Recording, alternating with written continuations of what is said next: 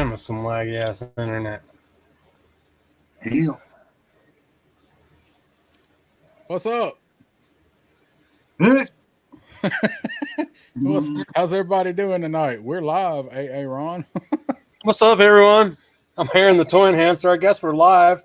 I put a countdown on, but I guess not. Sorry, I was waiting. I'm sitting there just waiting for the countdown. So my bad, guys. The guys. Hey, well, anyways, yeah. I'm Aaron the Toy Enhancer, and this is the backyard battlefield. Yeah. We got Crusty Old Crow and Down South 77, 3-star draw. What's up, fellas? Hey, buddy. We're doing good. Hey? How's everybody doing tonight? Yeah. So, Aaron, we are having serious lag issues right now. Let's see if it syncs. I'm pretty laggy, huh? Yeah. I'll start by saying that it's been a hell of a week, and I've been busy painting a lot and getting things ready for going to Joe Fest. Down south, how's your week been? My week's been ass so far. Tomorrow is my Friday though.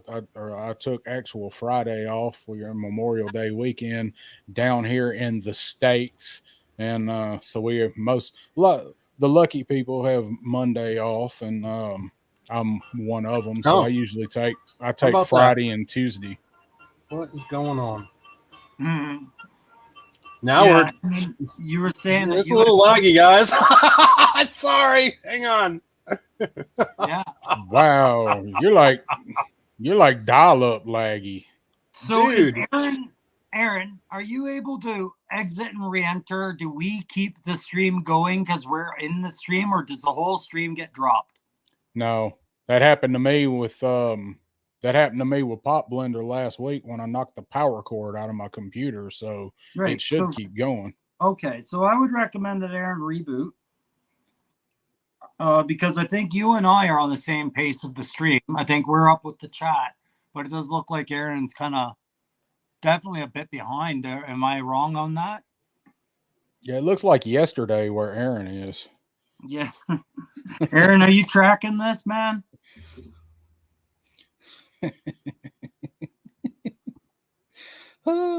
Okay, well, I'll keep the chat going until Aaron can join us in the future. So you were talking about the weekend coming up, though, like this long weekend you had coming up, and you had plans. What were you gonna do?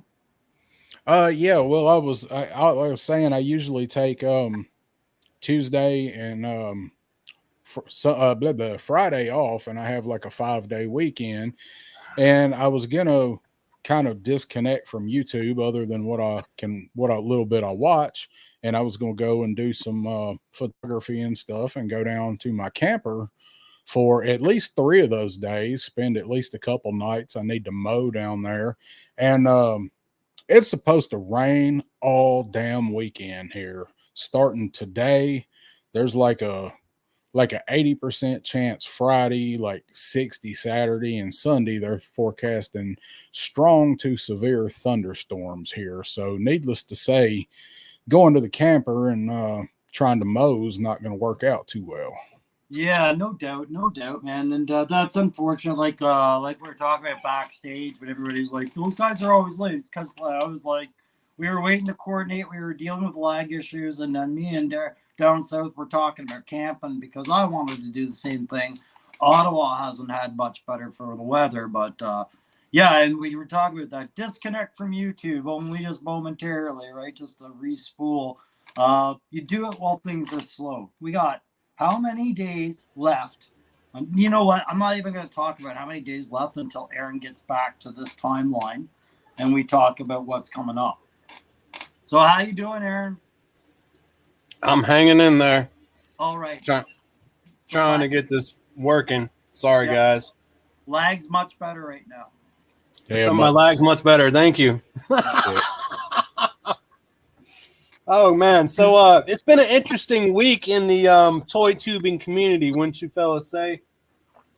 Well, that's one way to put it. It's been that ride. Yes. There's been quite the dilemma, and I think we all know what we're talking about, and that is the Diaper Island. The Diaper Island. Well, we've known about him being a jerk through what happened with Punk for a while now, and of course this stuff with the 3POA and with Chad and whatnot. That this is all recent, but we've known about this guy, and a lot of people have. And I was turned off to him like right before I started YouTube. I unsubscribed, and it was just because I caught some content. I was pointed out to some content of some videos that was stolen, and it was proven, and it was right there, and it was plain as day, and I just wasn't digging it, and I just wasn't digging the channel anymore. I did watch it for a little while, checked it out, and I just didn't want my news to be broadcasted like a sports ball caster 24/7. It kind of got annoying and whatnot for me, so that's the reason why I parted ways.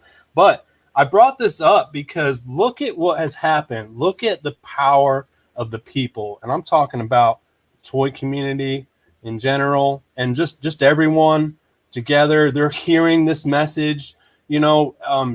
Chad and Laser Pants are getting this message out. Punk, talked about it and stuff. He didn't want to push issues. He didn't like at all what the hell was going on to him, but he didn't want to blow it up. Like, obviously it's come to another level now, with Laser Pants and you can see it. I don't know anybody in toy tubing history that lost over 600-700 subscribers in a couple days because they're being called out. Yeah, 700 subscribers, lost 700. Man, so obviously something, it's obvious what he does, what kind of person he is, and we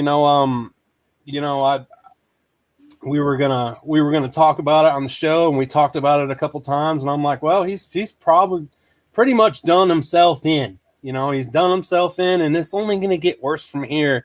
And no need for me to stoke the fire, but I felt like I had to bring it up because of the community coming together like that and be like, they know right from wrong. We all know the right from wrong, and that dude's definitely in the wrong. Oh, he knows. He just don't care. Yeah, I was gonna, like, I'm with you. I don't want to get off into a quagmire talking about this shit for long, but it is in the forefront. We need to keep it in the forefront. I'm sure everybody's getting tired of being hammered with it from all directions, but applying pressure is the only thing that's going to work, and everybody banding together in the fellowship that doing it is the only thing. I was going to point out how many he lost. Matthew said 1,000. I saw 700. Not 7,000. But he's done two things that I have seen. One was a community post, and one was an actual video earlier today that he did actually cite his sources. But he did not cite all of his sources. He referenced, he was talking about Roadblock in the video today and was bringing that up. And then he goes on to touch on the fact that the Cobra Island Roadblock was intended to, his cap was intended to be, the Cook's line cap. He actually brought that part up. But the part that he did not bring up was where we actually learned that fact was when Punk did his Thursday with a Friend with Lenny. That's where that come out and was known to be complete fact. He didn't mention that part, but he did mention a couple of graphics and stuff that he showed, and he credited the person that did them, but did not actually even bring up the fact that person doesn't even work for Hasbro. He says who did it, but it's kind of my whole thing with that anyway, is that you don't know that the renders you're seeing are not affiliated with Hasbro, just that they're done by a certain person. But anyway, that's a whole nother matter that I've addressed before, but at least he credited where he got the stuff. Yeah. Yeah, Most and of it. you know, when we were talking about are we going to talk about them today, I wasn't going to have a whole lot to say because I said enough last week, but I mean I will clarify why it was important to me that said something. There was a couple of things that were going on that I just wasn't comfortable with the whole thing, and it was and pardon me if I reach out to Matthew Matson here to see if he understands my perspective on this one. I think he might. Uh, there's been a serious wrong done to Punk, to 3POA, and to Laser Pants, all those guys. There was intellectual properties that were taken without permission and utilized by Viper Island without the correct credit being given and measures being taken that saw that if you even tried to stick up for yourself, you would get smited in a way that was perfectly legal and out of your hands given the social media platforms and their understanding of it and how to manipulate that. And I felt like that was a really bad threat out there. But on the other side of things, what we did is we collected and we rallied and we said, no, we won't stand for this. But we did become a mob. Absolutely. We were asked, we were told to rally, like, do not stand for this. But when you have a mob, there's no voice in between, right? And that's why I knew Liam isn't going to come out before Viper Island and do the apology. Nothing had set the stages for him to do that. What he's done instead, he's re-spooled, re-examined, and he's trying to be more careful. Is it too little too late? Probably. But what did he have? I'm glad that as a community we showed, you know, what we can do as far as dropping the subscriptions, you know, to some people that are like just doing other people so dirty, man. So dirty. And you guys had warned me about them. I hadn't seen it for the first little while that I was a channel. Then I started seeing signs of it as it was becoming more clearly that they were starting to have a grudge against somebody. I just had no idea who. And then that's where it all came. And honestly, Crow, like I knew you watched them. I never talked about it much because I knew like you would eventually see the, you know, the gist of it and get wore out, probably just like I did. I didn't want to try to like direct you away from that. No, I'm the same. I used to watch them, man. Used to watch them. And then I was like, man, what the hell? What is this, man? I was like, he's the edit king. Every damn video he's pumping out is edited so much. And then I got tired of, you know, the way he talks, you know, on all his videos. It's like, oh my God. Makes me want to tear my heart out with a spoon. Yeah. The thing I'm concerned about is where does this set the precedence? Like, you know, like, okay, yes, mob mentality. And I think we were all right to go that way this time because the system wasn't really designed to do much more than listen at that point. So we had to speak louder. I think a lot of content creators had to pay attention because I get Punk's point about people getting involved that maybe shouldn't have. And I know I was probably one of those in a few eyes, but I had conversations with Liam online when I first started as a channel. And, you know, I felt a little bit kind of surprised, stabbed in the back, maybe a little bit that he had turned it. I had been so wrong defending this guy, right? So yeah, there was a little personal stake there, but it's over, it's done with, and I'm more excited about the better part of the Joe News coming up these days. So that's all I wanted to say on that. Well, it's you know, I like most everybody, he's one of the first channels that you find because it's the algorithm. He manipulates the algorithm with his fake subscribers, and you kind of learn from there. Now, I was subscribed to him. I was actually on my other channel that I used all the time, my Down South 7 channel. I was still subscribed to him on that channel. Matter of fact, I unsubscribed when we were talking. I remember that. Yeah, and because I was like, oh shit, I think I'm still subscribed on my other channel. And at first, when I subscribed to that channel, it was because, like everybody else, it's slick content, delivering the news in a manner, and then you start seeing through the facade, and you know, you start as you get other stuff that you watch, you realize that, well, he's not breaking this. Like, this come out a day ago from probably Full Force. And he's just, and you see it, he's just slapping all this stuff together, calling it his own, and he's covering up with slick production. And at that point, I stayed subscribed just because I wanted to see what kind of ridiculous shit that he was going to come up with next and claim that it was his. The first person I ever noticed that he had a problem with was Artist Shark. And so how many people like you that were subscribed? What was the actual numbers of people subscribed for a positive reason by exactly what you just said, right? Like, will we ever? Another thing that really upset me is that he started talking about figures that he didn't even have in hand or owned or whatever, and they're giving their opinions on these figures from what they're looking at the pictures, you know, or what. And it's like, come on, man. And then like they don't even own most of the line. They'll tell you and I've seen them get a mail drop, and it's like, I don't know, like a bazooka. I was like, man, bazooka's been out for like a year, man. I'm like, what the hell?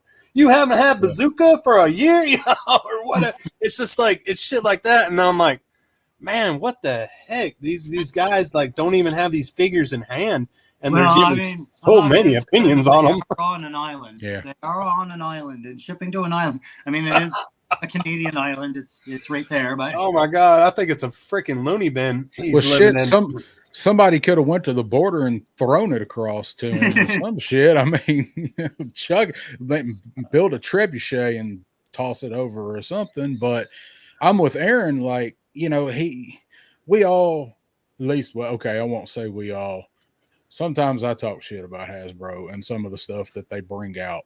I'm still probably going to buy it. I mean, but this guy is calling out stuff for, like you said, figures that he don't own, like unless somebody sends them to him. And he's calling out all these criticisms with stuff that is not hands-on. He never talks about stuff that people that have the figures talk about. He don't talk about jacked up hips. That's the stuff that I jump on and I might talk bad about. I still like it, but I've got my nitpicks. But he's not talking about articulation. He's not talking about bad ankles. He's not talking about gummy ass weapons. He's talking about what it looks like and what the next repaint's going to be and who the next figures are going to be that he's heard from a friend of a friend of a friend that's a source. Let's check this out. Sorry, go ahead. Let's look right here on the screen. Says War Chest says, I will say his production value is one of the best and follows a good format. Sad fact, he's going to keep growing even with everyone's efforts. This is true because he's so deep into the algorithm, but his format is this, and this is another thing that bugs me. That's all he talks about is G.I. Joe Classified, period. And he down talks it a lot too. He down talks Hasbro and just sounds like a, you know, like, and it's like, dang, dude, you're down talking Hasbro and Classified right now, and this is what your entire show is about. Your entire show is about. So you might as well just stop doing your show. At some points, he brings me to that point on the times that I have watched him. But you know. Yeah. But that puts it right into what I've been saying all along, guys. I mean, there's more and more evidence as you look at it that tells you G.I. Joe Classified is nothing more than this island. I refuse to say the name. This island is nothing more than an ongoing resume. It's a video resume. He has no designs on actually G.I. Joe.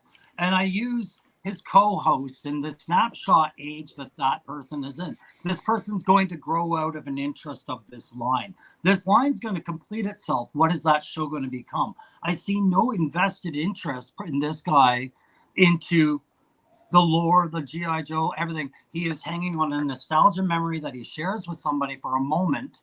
And then it's opinionation. That is somebody that wants to be a host of a show. That is somebody that wants to be a spokesman or a public relations person for a company. That's all I think about. Yeah, I mean, it's just like I said, it's he picked the lane, and he's, like you said, it's a resume. He's just doing the slick editing. He's trying to find something to buffer the channel and build it up with, and that was the direction he picked. And it's like Pop Blender said, his entire description and the way he talks is all aimed at, like, it sounds like he's talking to kids, like the way that he talks. I mean, it is not made the way that everything is laid out and the way everything is worded. Like, he's not doing that for intelligent adults that are buying their own shit and keep up with the line. He's doing that for new people. Hey kids, guess what's in the mailbox today? You know. I have no doubt that whatever he does in the media industry that he did for those 21 years, as Chad has said, you know, he worked in the media industry for 21 years. I just don't remember the specifics of what his job was, but I don't think it's ever been said. What's that? I don't think it's ever been said what he actually did. He just said he's been in the media industry. He could have been getting water for the producer. Either way, what I've seen him build for his channel was formulaic. It was a lot of effort and a degree of marketing intelligence. He used catchwords, he used key phrases, he used at-a-glance introduction notes to all of his episodes. Like, he had all the strategy to get the viewers. He did do the G.I. Joe link that brought a mass in. It's easy to say sorry when you've already benefited from the win, right? Like, sorry, people, I shouldn't have them. Sorry, I'll take it down now. Right? Jay Astro's got a good comment right there. About his alley viper with funky hips, or no, a little further down, you'll see it in 3 or 4 minutes. You see how laggy my internet is? Exactly. Could have picked any fan or medium. He's exactly the same. It could have been Motu. It could have been Mythic Legions. It could have been Star Trek, for fuck's sakes. Pardon me. This would have been who we got. Yeah. I wish they'd have got him. Yeah. Like, if he had switched to Star Wars, would we have noticed as much? Probably not, because we're not there. He'd be in a corner. He'd be in a corner somewhere doing. I think he would pulling tugs. He'd be over there. Sorry, go ahead. I was just gonna say he'd be off in a corner somewhere doing a tug and pull with Mike Zero.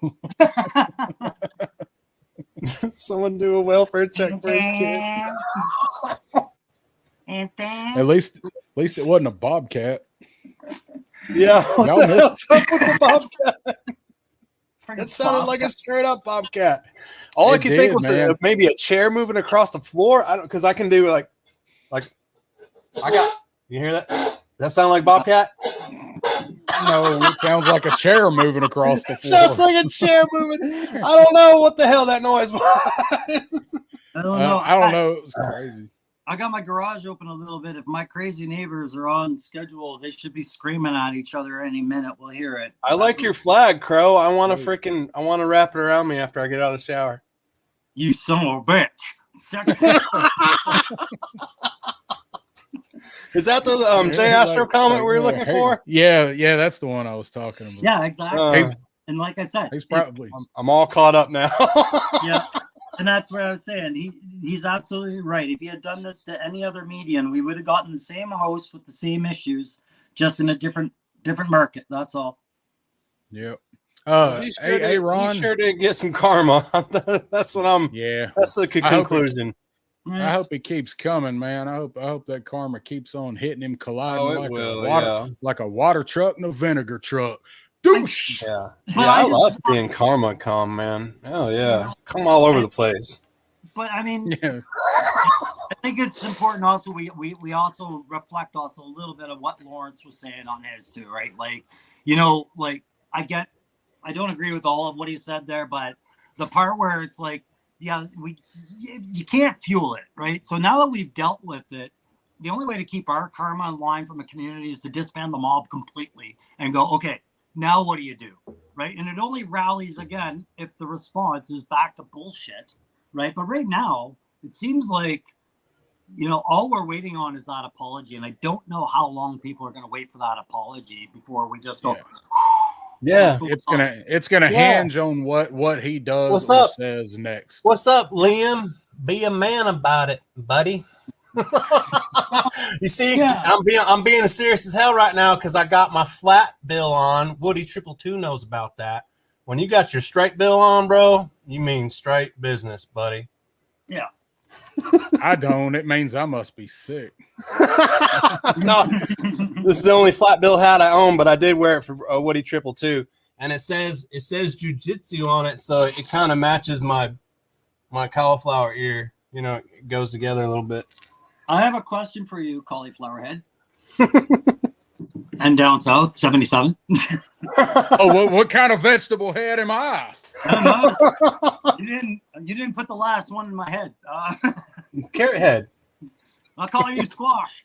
All right, Squash and cauliflower. Believe me, I'm not usually going to squash any damn thing. Oh no, I'll have a better vegetable picked for you in 1 month time. How's that? Yeah, right. Cobra Crimson Commander, Triple C, there in the chat. Hello, how are you? Good videos today.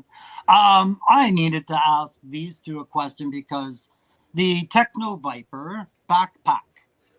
Which way do you guys put your hoses on? Do you have it as per the box where the hoses are connected to the top? Or do you have it as per Cobra Crimson Commander's video where the hoses clip to the bottom? Because I see a 50-50 divide. I see both logic, but what a pickle. I prefer no hose. No hose with the backup. No hose was backup. I like no hose in this house, man. Yeah. Hose down, Charlie Murphy. Hose Hose down. down? Hose down with the pack up, baby. With the handle up. Right. I did whatever the box said. Where's the box? What is it? 117. Yeah, I did hose up. God damn. I feel like G's up, hose down. So what do we think when we do things like this? When we go, all right, I know how they packaged the box and they did all the art, but you're still wrong, Hasbro. It's your figure, but you're wrong. Like, what's our stance on this? Because I agree with what you guys are doing, and you're doing it the other way. But it's just it's interesting. Do we think they really made a mistake, or do we think that they didn't think about it our way? Yeah, I think somebody didn't think about it, man. Somebody didn't communicate. Here we are. We're thinking. Yeah. Somebody didn't communicate. Somebody in design and packaging. You know what? Actually, I bet Hasbro takes bets on the first person that's. I wonder who's going to pick this little niche out first. You know. Well, I mean, is it going to be Punk? Is it going to be Beast Battleground? Which one's going to notice it first, man? Whichever one of them gets it first, always. I just look at it as if I was like George Lucas and some Star Wars nerd came up to me and be like, well, you know, according to the lore, the Ewoks carry the spears in the left hand only. I'd be like, I put it in the goddamn right hand. I'm the creator here. You know? That's true. They could, but they don't. They don't go back and readdress stuff like that. Once it's out of sight, out of mind. Yeah. On stuff like that. But yeah, I mean honestly, with the backpack, it looks good both ways. But if you're gonna use the hose, it's gotta be at the bottom for the range of movement. Yeah, no, I agree. It was better the way with it at the bottom. Absolutely. Now we're talking Range Viper, right? Yeah. Range Viper. You said Range Viper. Who says something about a Range Viper? I swear. Did Down South 77 just say Range Viper instead of Techno Viper? Oh shit! I don't know. Maybe I'm the one that said something about a Range Viper. Did he, guys? Let's call him out. Or am I just? Did you? You've not you hadn't gone through and hollered at the chat yet, have you? Yeah, we got to do that. Dude, guys, I'm sorry. I'm a piece of shit, man. I'm sorry, you guys. Well, I wasn't going to go that far. In the chat, we definitely have Matthew Madison, because he's been on screen for like 10 minutes now. I do that sometimes just until people will say something. Matthew Madison is with us. We have Jay Astro. Sorry, guys, if I can't click on you fast enough because my internet is shitty. Jay Astro here. We got Same Time Toys, which is Shane. We all know Shane. What's up, Shane? Hey, Shane. Come back, Shane. Of course, we got Loki Wartooth. We got Triple C. Triple C in the house. Wow, everybody is up in here. Chat's going crazy. I've just been trying to throw on what I can. Gaslands mechanic. Oh, do we Wish I do need to spend more money on internet. I'm gonna get this puppy hardwired for you guys, so we're not so laggy. Sell some of them stormtroopers. Yeah. That's what I'm gonna do. I'm gonna strip in the evenings and sell my stormtroopers, and I will. He's got a 3D printer shit on the go right now too. So those 50 stormtroopers, by the time he parts them out, it's gonna be 500, and then he sells them. Oh shit! It stopped. The chat of the printer. My printer. I'd have to go over there and clean the tray to start up a new print. Oh yeah, we'll just. That's the first time it's stopped in like 8 days or some shit since it's been here. End the stream. End the stream. Stop the press. Yeah, so I see a lot of guys talking about that Saw Viper in the chat, eh? Like, I see that. I see 3-star boy, draws. Let's throw up 3-star draws comment. So, and that was on the unbiased, fans first with attitude episode of those guys. They did cover. Yeah. And did you notice when you watched that, what he was talking about was the Skybound stuff, which we had been talking about how many months ago and how that was influenced. How long ago did I make that enforcer, by the way? Yeah. Like, how long ago was that? Yeah, and also, like, touch on that. He's just talking conjecture. Like, we've all been saying, oh, well, these figures are coming. Will they make figures on the Skybound universe? Like, he's just showing shit that's out there, like, and that was just drumming it up. My point was, he's just putting a booger on the wall and seeing if it sticks. Yeah, and the point was, I wasn't trying to shout out a fig I made. What I was saying is that these comics are about 6 months in right now, and you are 6 months behind on that conversation, acting like it's new because you're catching people late to that conversation, right? But the real fans were on top of it. Quick. You know what I sit and think about sometimes late at night when I do think about Diaper Island right before I drift off or take a poop. You got to put that down first. I think about how hard that man must work at deleting comments and keeping his channel as clean as he can keep it, because there are so many comments to delete. No many, man. Negative. I mean, he says he puts 10% of his free time into his channel. I doubt it. I bet it's 120%. Yeah. I bet his wife's about to leave his damn ass.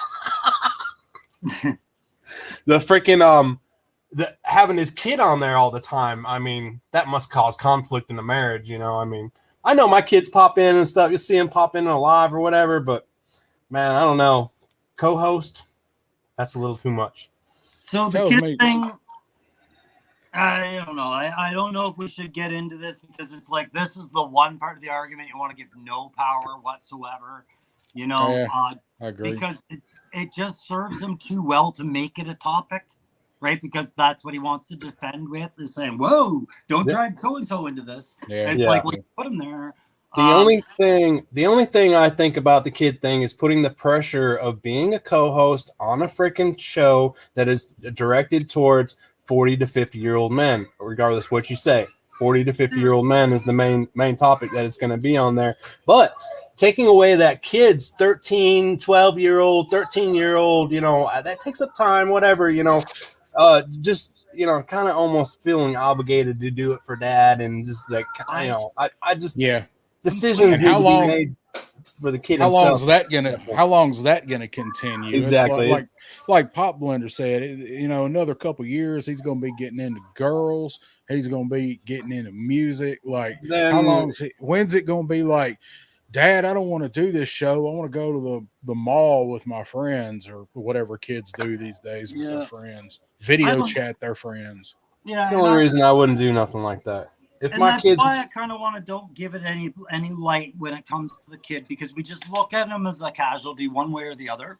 Yeah. Collateral damage as it is. And I understand that, like, we all have different parental aspects, as far as my point is we don't get to know what that looked like when they started this off, what intentions were what, and what those two had for an understanding. But we are saying that this should have been seen as a compromising situation for that kid, because you went so public on the internet, right? And like that, I can understand. But whether the kid went into it wanting or not, we'll never know. We'll never know. But now he's got to be a part of it, right? So, yeah, right. And what Liam did to other people's content, and what these fights that he's picking with these other, or battles that, not necessarily fights, but battles that he's picking with these toy tubers. I mean, he's basically throwing his son to the wolves out there for future anything. Say he wants to move to America later on and come to conventions and stuff. And man, you don't want your son to be the laughing stock of the convention. It can be brutal, is what I'm saying. I tell you what, fellas, if he shows up at any convention, whoever is there is going to have some great content. Hey, Miss Parker. Hi, Miss Jones. What's up? How you doing? Hello. She won't come out here. She got a nice little tan going on and everything. Hey, Massey. Yeah, no, the first video that's gonna sell the highest is the body cam footage from the security guard at that event. Yep, they'll be petitioning it. Yeah, courts will seize that. Yep. Yeah. I don't seem like there was something else I was going to say about that, but whatever. I've said all I need to say about that for right now. The ball is in dude's court. I was going to say, Crow, I don't guess you ever got a response on your video. I didn't expect one. I just wanted it out there. Like, somebody's saying they're willing to hear you out. Like, whether I sounded genuine or not, I can be completely unbiased if I'm doing it. But no, I figured they unsubscribed as soon as I started beaking off on his channel, right? Like, I don't even know if they were subscribed or if they were just following the odd video of mine. So it doesn't matter. It's enough. What I was going to say was, in the chat, there was an interesting, I like this question for you, boys. You see how I keep trying to get it away from those pricks? Serpentor. If you were to get a new print of Serpentor or Mindbender, would you find it a good thing or a bad thing to find that it was the zombie variant? Was there a zombie variant? How come I didn't know about the zombie variant is my next question. So this is the comic stuff again. Oh, okay. With the clones and all that bullshit. Crow, Aaron done give you a internet STD. Now you're freezing up. Oh, yeah. Am I? Your video. Oh, I see it. Yeah, okay. I see it on mine. I gave you the glitchy itchies. All right. Let's get. Baby, point that fan this way so I can have air coming in here. Please. I think he's going to reboot. Thank you. Goodness. Hey, it's just me and you now, Darren. Yeah. Now we can talk about it. I think he went to reboot. I guess I'm next. He'll come in a lot clearer. I don't know why you got to go in threes. Yeah, they go in threes. I don't know. It's never. There's always. It seems like every time I do something though with my stuff, there's always some kind of technical glitch. I'm doing a review. Some shit falls over. Or I'm hosting a live stream and kick the power cord out of my PC. I thought it was my StreamYard bill. I haven't even paid my StreamYard bill this month yet. Look at me. It might be one. Might be still streaming. They might be throttling you through StreamYard, get you halfway through a stream, and then they're squeezing. Pull that switch. You didn't pay it yearly. You better pay us after the stream, boy. I figured you'd pay it yearly. We want that $50 a month. Yeah, shit, no, man. I put it on a card that I know. I got cards that I know so much money is on those cards, and then I just load them up when I need to. But I haven't done it. I just need to. Yeah, don't do any Target shit that I don't know if I'm gonna pay every month. Well, I think at this point, StreamYard is probably one you're going to want to pay. Oh wait, I gotta put Crow back in. he's just here waiting on me. Hang on. Dang it, Aaron. It's been a long day, guys. I've had to cut grass, all kinds of shit. Matthew, I didn't get Cobra Commander issue 5 today. It's it'll be here probably Monday because I ordered mine. I can't wait to see that one. Yeah, I was looking for G.I. Joe 306 today, and I got some heartbreaking news here in Ottawa. That beautiful little shop, Cobalt's Corner, where I was getting all those deal figs and stuff, has closed their doors. They're done. So my comics now. That sucks. That happened to the shop here near me that I really, really liked. They closed last August, I think, or September. And they're still around. They just went to an online only storefront, which sucks because they had tons of cool stuff, comics, vintage toys. They carried new stuff. It's the experience of going into the store and seeing it in a store like that. Oh, yeah. Ordering stuff like that online, even ordering it from them, because I wasn't even buying comics last year when I was going there. I'd look through them. I'd look for back issues of G.I. Joe, but I wasn't collecting any new comics. I went over there for back issues and to look at whatever toys or collections they'd bought. And you don't get that experience online. I can get on eBay and find 100 1984 Roadblocks, but walking into my shop and seeing one in person, complete with the file card, I might buy that one, but I'm probably not going to buy one on eBay. Yeah. You can't do this at eBay or online, like the same way, like that whole experience would be missing. Yeah. I was very surprised that we got the I Was Once a Man Snake drop release, before we even heard about a regular helmeted Cobra Commander drop release, Yeah. I was a little nuts. I'm excited for it. Over differently for a lot of people, eh? Yeah. Yeah, and going back to the other dude that we talked about at the beginning that does all of the renders and all of that, the digital artistry. Yeah. I hope if they do that Cobra Commander, it is something similar to what he come up with, because that one looked great. I do too, because I was really pleased with that. Yeah. And I'm trying to keep an open mind. Just because you don't like Cobra Law, or it wasn't your thing, don't rob yourself of the idea that they could impress you with something, because they've done it with lots of other things. So that's what it is. Yeah. I'm excited to see what they do with that stuff. Like, I'm not a big Cobra Law fan, but I'm excited to see what they do with it, because they're going to make it awesome. Yes. Yeah. I want to see the Nemesis. I don't necessarily need to have the Nemesis. I just want to see what their benchmark is for that. That, to me, that's the guide. Like, I saw Serpentor, so I'm optimistic, right? But to me, it's anything else to do the Cobra Law won't matter unless they do Nemesis right. Well, I want to see the Royal Guards. They were my favorite figures in that whole thing. I love the Royal Guards. Mm-hmm. And that's probably going to be a 2-pack. Yeah. Hey, can I quickly address one thing in the chat, really, for 1 second? And then we're gonna kick off into the theme for tonight.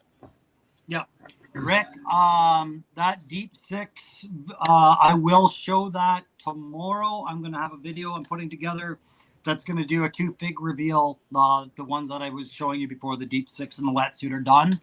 But that's going to be for a video tomorrow. So you better be subscribed, bro, and get that notification. I don't do that here. This is our club. That bling bling. Bro, please show the Deep bling, Six, bling. Man. Can you? Show us your Deep Six. Can you show it? Whip your Deep Six out. I'll tell you what. Please show me your Deep Six. Let's do our topic for tonight. It's dope, guys. Killing time later. Maybe we can do that. That's fine. But I want to do this topic. It was a great topic if everyone's good in the chat, there you go. Everyone's good in the chat, and we defend the planet. Don't make me go get mine. It's way too easy to hit the button on this thing. I did it by accident. Every time I touch it, it goes off. That's what I said. Dude, he's dope, man. He's got that little side head. He's got that little side head turn where he'd be like, "What you talking about? Ese, don't you know I'm local?" I swear, I really did not know that the face went up. I was sitting there, like, oh man, I wish the face flipped up. Oh, it does. I go to bed at night. I always got him like pouncing. The other ones. Mine doesn't make a sound. Put new batteries in there. I guess I'm the odd man out for not being a big Voltron guy. Eh? Yeah, Voltron was pretty sweet, man. I like some Voltron. I got cat's ass in my face.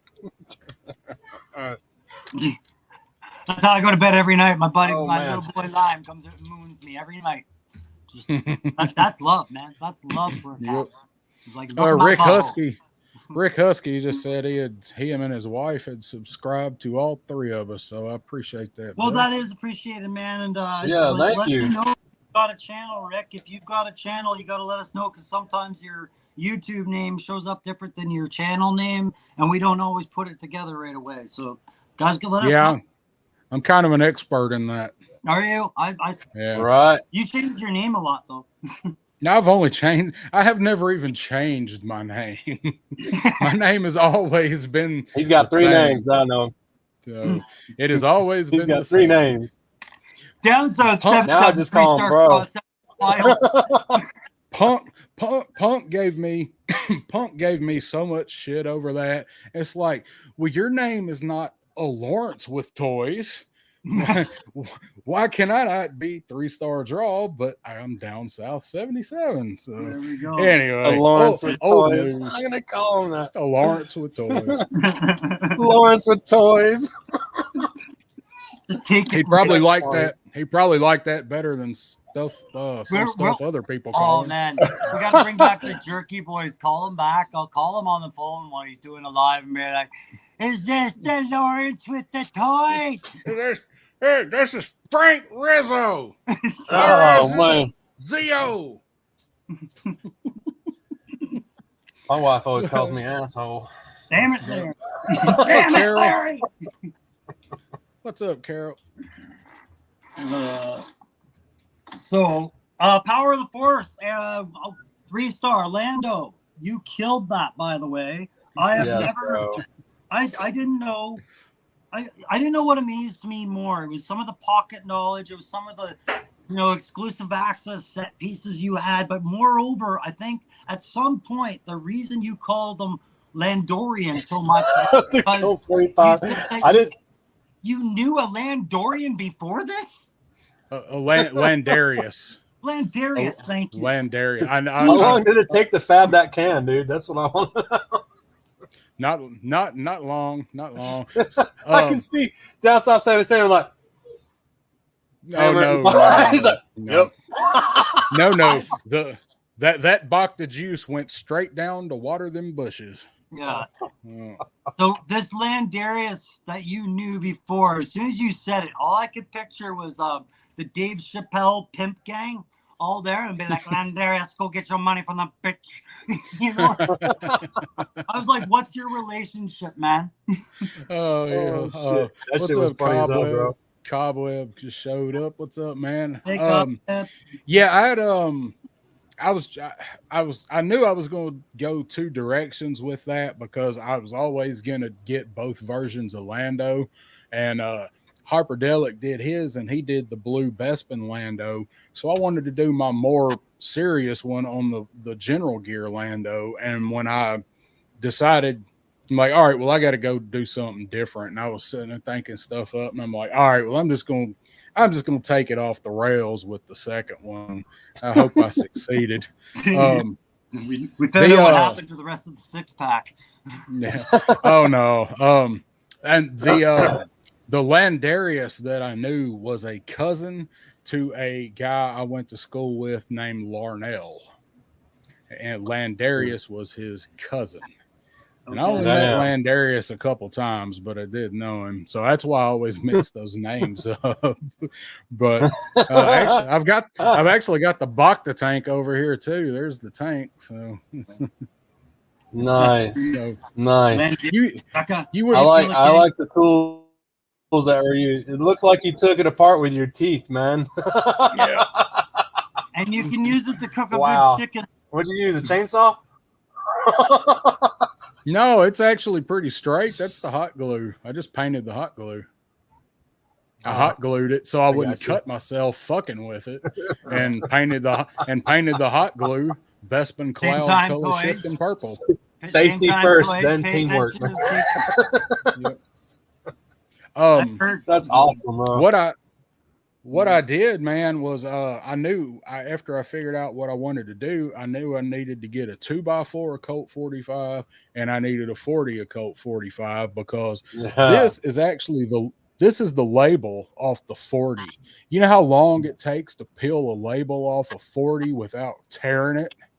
Oh, you got to let it. You got to let the condensation as you drink it. No. Then it peels off about a quarter of the way. I remember. I know. You forgot to get 2 zigzags. That was where you first made a mistake. And you did it. You did it yourself. You should have gone to the bar, waited till like last call, got some drunk chick to flirt with you. She would have done that while she was flirting with you, and then you could have walked out of there. They're pros at that, man. Maybe that's all we need. Yeah. I'm not going to. I don't go to many bars these days, but the ones that I do, they probably ain't selling Colt 45 in there. Why not? Because Pabst Blue Ribbon zigzags, baby. That's all we need. Pabst Blue Ribbon is the the beer of choice around here, which is also nasty shit. But it took. I went to 6 stores to find a tall boy of Colt 45. Shit, man, you just pull into the damn wrong part of town at the first gas station, and it's out in the damn parking lot, emptied for you already. I thought disinfect a little bit. I looked, all I could find was them little pints of bootleg. That just didn't work. The thing we do for Crocs. In the States, I thought you just stood on your doorstep and went, homie, and somebody comes and brings their Colt 45. Hey, homie. But they actually, all of the stores that are around me, they sell it, but they were out of it every time I went to buy it. So I had the big court like 3 or 4 days before I found the tall boy. I went to a bunch of different stores.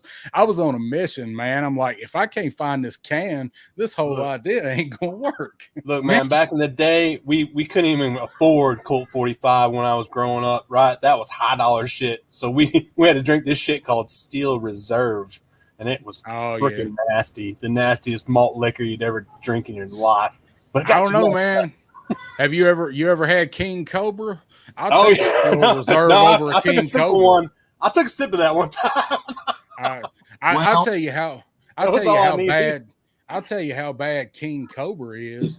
I pulled up in the parking lot at the mall when I was 17, and there were 2 brand new quarts of it sitting on the line in the parking space. Somebody opened one and started drinking one and just set the other 2 out of the car because it was so nasty. That's some nasty shit. Have you ever? I did drink 8-Ball, Loki. I did drink 8-Ball when I was going through that phase. That was my malt liquor of choice. Killer King reflects what I am now, but before that, I would say I was probably the best drinker in the world, a master of it, if you would. And I would ask you, have you ever drank Canadian beer, Canadian whiskey, any of that stuff? Oh yeah, man, Molson and Crown Royal, yeah, Canadian Hunter. We drink Canadian. So we had, I there's another one too. I can't think of the name of it.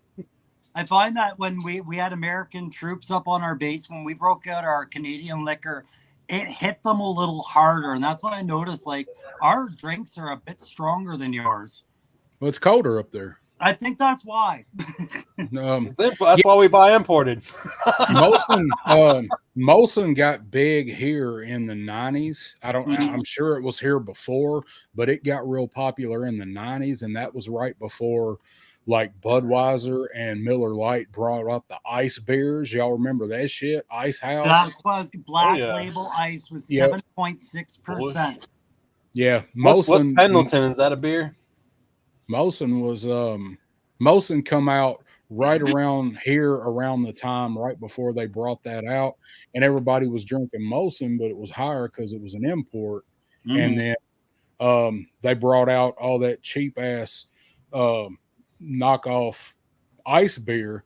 And I tell you what, man, we went to a Hank Williams Jr. concert. The concert is 15 miles from my house. There were 3 people in the cab of the truck and 4 people in the bed. We got halfway there and realized somebody forgot the tickets. So we turned around and went back and got another case of beer. We drank 2 cases of beer on the 15-mile trip to that Hank Jr. concert. And that's what we were drinking. We were drinking light ice. Now we're all talking about fucking liquor and shit. Hey, I don't even remember that concert. Cobb said them hurricanes, man. You remember them hurricanes? I remember hurricane. Fucking avalanche, man. Was it avalanche that had the crystals and shit in the bottom? They had the cinnamon one. Man, I love that shit, dude. I would take all that candy and get it out and eat it. Loki mentions it right here. Mad Dog 2020. How long it was going to be before somebody brought up Mad Dog 2020. Yeah, bro. You know it. I funneled a bottle of Mad Dog 2020. Let me get a 20 twin. So, did you ever see Rev when that hit the scene? Rev. R-E-V. I don't remember. It was basically Red Bull mixed with vodka. Oh, okay. Oh, yeah. Okay, well, that's more modern. No, I do it the old-fashioned way. I just pour them together. That's what that's called. Every Friday and Saturday night we'd get ready to go to the local bar on base or just outside the front gate and go get in trouble, and boys would be fueling up on Rev and amphetamines. And it was like, oh my God, guys! I bet there was no fighting. Bet there was no fighting at all. Oh man! Fighting. Man, I meant to say before we started talking about all this drinking, and we can still talk about it and stuff. I'm having a good time, but the Power of the Force. We were talking about Power of the Force before that, and I was gonna say a lot of my videos for the Power of the Force, even the one that I did for Punk, are like drawing in some Star Wars people. Man, I'm getting more views than expected. I was like, what the hell? I didn't mean to neglect you. On a couple of them, I got like 500 some views, which I didn't even think I was going to get 50 views on the Power of the Force video. Cheating on G.I. Joe, man. I swear. I'm a cheater. I'm a cheater. At least when I do it, it's one here, one there. It's just a little strange. You got a whole nother side chick. Yeah. So, Aaron, I mean, I've seen I saw the Jabba Palace one that you did. Yeah. Right? And I saw what was it? Was it the Vader TIE fighter where he's standing on the TIE fighter and all the troops are around? And I realized Aaron's got more video content for Star Wars than he has for Classified this month. I really have, man. I was looking at the video. I was like, damn, these videos are doing pretty good. Yeah, you're killing that too. I didn't mean to not point that out. And I didn't expect anything to come from them. So now it's like, oh my goodness, I better crank all these out before May's over with. Yeah, now you're gonna start buying Classified and Vintage. And I got a damn Star Wars diorama. I'm halfway through it right now. Where next week he's gonna have 4 HasLab katanas in there with him, at $2,000 a piece. Yeah, no, I would have done another video, but that store that closed down was where I got my figure from. So I was kind of like, oh, I guess I won't.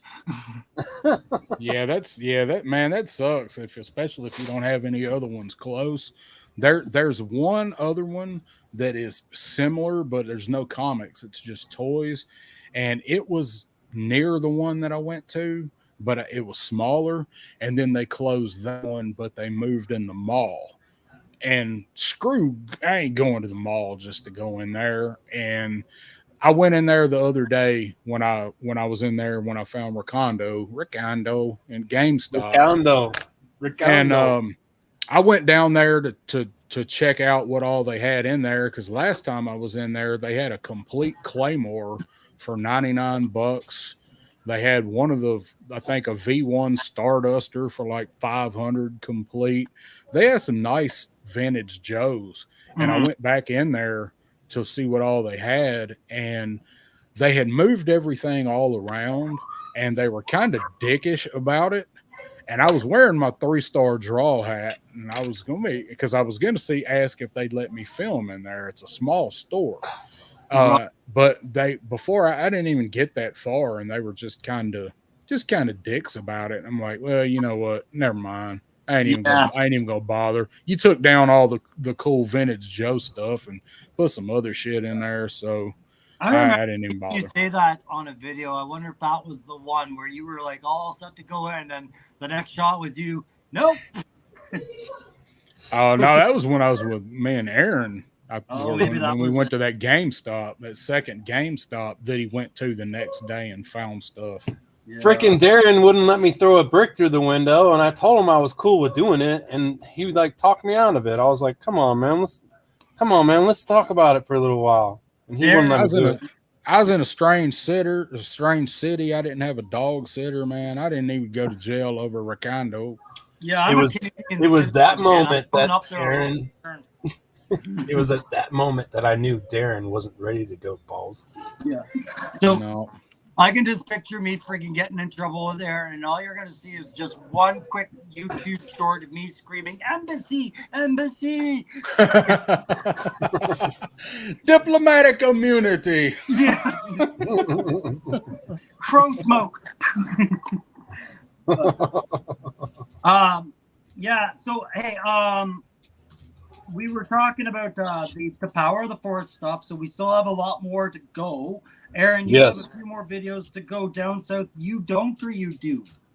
No, I'm done. I only bought the 2 Landos. I can't. I have limited display stuff, and I ain't going back and starting to buy Power of the Force stuff. But I probably will get. I probably will wind up buying Skiff Guard Landos so I can put them all together. But other than that, I don't have any more to do for Punk. I'm just doing the rest for my channel. But if Punk needs a Power of the Force video, he better contact me because they're about to be pushed out through my channel. Well, good luck with that.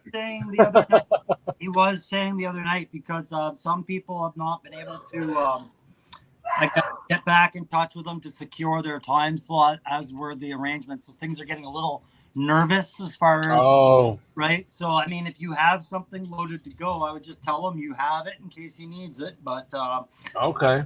Yeah, but just a reminder to everybody, I mean, we're doing this right to the end of the month. We still have, several more days of content coming out there, pre-scheduled of people that are putting a lot of effort. And remember, we end all of this with one of the co-founding idea makers behind this, which is Allison Troy, Retro Toy Princess, and she's doing, they keep calling it Monkey Face Leah, which is, do we even know which variant of Leah that is?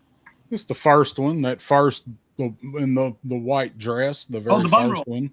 Okay. Okay. The Death Star playing toting, hooping Leah there. Yeah. So that'll be the last one, and that's right at the last day of May, isn't it, Aaron? Next Friday, I believe. Aaron, one of you guys will answer that. Yeah, should be next Friday, the 31st, I think, is when that one's coming up. He hasn't. Sorry, Crow, you're glitching on me a little bit. I haven't seen that he's put the thumbnail or the graphic up for the next list of creators for this one. Yeah, I was looking for that too. So yeah, because I was trying to follow who the next group was. And yeah, right now I can just see it. That just triggered Matt, and Matt's like, tick, tick, tick, tick, tick, tick, tick. Tell him to get on that, Matt. Yeah, they're talking about you. Week before last, I actually sent him a message, and it was like, "Hey, have you put the graphic up?" And he's like, "No," with a laughy face. And 5 minutes later, it was up. Yeah. I had to ask him who was next after me because I didn't know, and I wanted to make my video a couple of days before. I didn't know who was going to go after me, so I had to get with them and find out. All I know is I'm really looking forward to Pop Blenders. Pop Blenders is Friday. Okay. And he's doing a premiere on his. He's doing Prince Shizor. So but he's going to be doing a premiere on his as well. So I hope everybody heads over there. And I want to say thank everybody for coming over to Pop Blender stream with Matt. Oh yeah, night. And thank you, Aaron, for actually ending yours early. So you're welcome, man. I didn't have much to talk about last night anyway. I texted him and told him you were doing that, and he was like, "Oh man, he don't have to do that." And I'm like, "Well, he said it before I ever." It was his first night, man. I wanted to pump him up. Yeah. Yeah. Matthew says Allison put the next list up on. Okay. Sweet. So we can go to the Allison Troy, the retro toy princess, and that's probably up on our community page, I imagine. Right. Yeah. So Down South, thank you for reminding us of that. That was an awesome night to see Pop Blender and Matt, who's in the chat. That was a really good time spent, and just the respect that Aaron showed. The back and forth, like you said, like that was awesome. But it was nice to just leave Aaron's chat knowing that we had like a busload of people. And it was like we all just transferred. I sent him when I went over there, when I left your chat, and I was like, all right, guys, I got to roll. I'll see y'all soon. I went in there and I said, I'm the scouting party for the stream raid that's about to occur. There you go. But just, if I knew Pop was in there, I'd give him a big high five on just leading a really interesting discussion the other night as well. And Matt, the more we see you in interviews, the more it's clear you have a very patient, decisive, and very intelligent stance on this whole YouTube thing that we're doing, and it was really enjoyable to hear your perspectives, not just on the issues that were going on to some degree from both the punk and the chat angles and things like that, but also just the other lines. And that's what I was really liking about listening to Pop Blender these days. You guys are educating me on a lot of other lines now, man. So like Mythic Legions, we know they're going to be at Joe Fest. Is that everybody's priority right now? Is that the understanding? As far as looking for something specific when I go to Joe Fest, yeah, probably so. Although there's only this guy, are going to be in the line, maybe. But there's only certain ones I'm really seeking out to buy. Of course, that damn Valiant Knight is one, but we're not alone, buddy. It ain't gonna be you and me. Everybody's trying to get that thing. So, that's awesome. I feel like there's just gonna be more Joes for the rest of us now. Yeah. Well, I'm looking for Joe stuff, but there's nothing that I'm really going there looking for in classified unless I get a really good deal on some troop builders. Mm-hmm. There are a couple, even though I'm not really buying 3 3/4 things, there are a few things that I will buy if I find for the right price. One thing that I really, really want that I'm not going to be able to find for a good price, but I'll still be oogling over it if it's there. So, but Mythic Legions, as far as that and maybe some of the independent people that are going to be there, other independent people. But Legions is because they're probably going to have some that I've never seen or maybe don't even know about. Yeah, they're going to be hard to resist in person. I've already ordered the new Figure Obscura that just dropped. Just going to see that. I just saw it mentioned in the chat. Matt saying he needs that Anubis and Beset set. And thank you for spelling Anubis last night phonetically, by the way, on that chat. And what was he calling him? Anubis. But do you think that's going to be like there and gone by the time the people get into the building? Like, I just think everybody's after that right now. No, it'll be there. And Crow, I think they put out so much for each day, so you have a couple chances, so to speak. That's true. Yeah, they did mention that the other night. I keep forgetting they are really super cool guys. I did get to meet them. Oh shit, I forgot what the hell his name is of one of the head guys that is involved in running it. One of them was there. I forget his name, but I did get to meet them. They were sweet guys. They freaking took their time out to talk to me. I was in a freaking Cobra, officer costume, so I know it was kind of weird, Yeah. And you're working on a Viper, are you?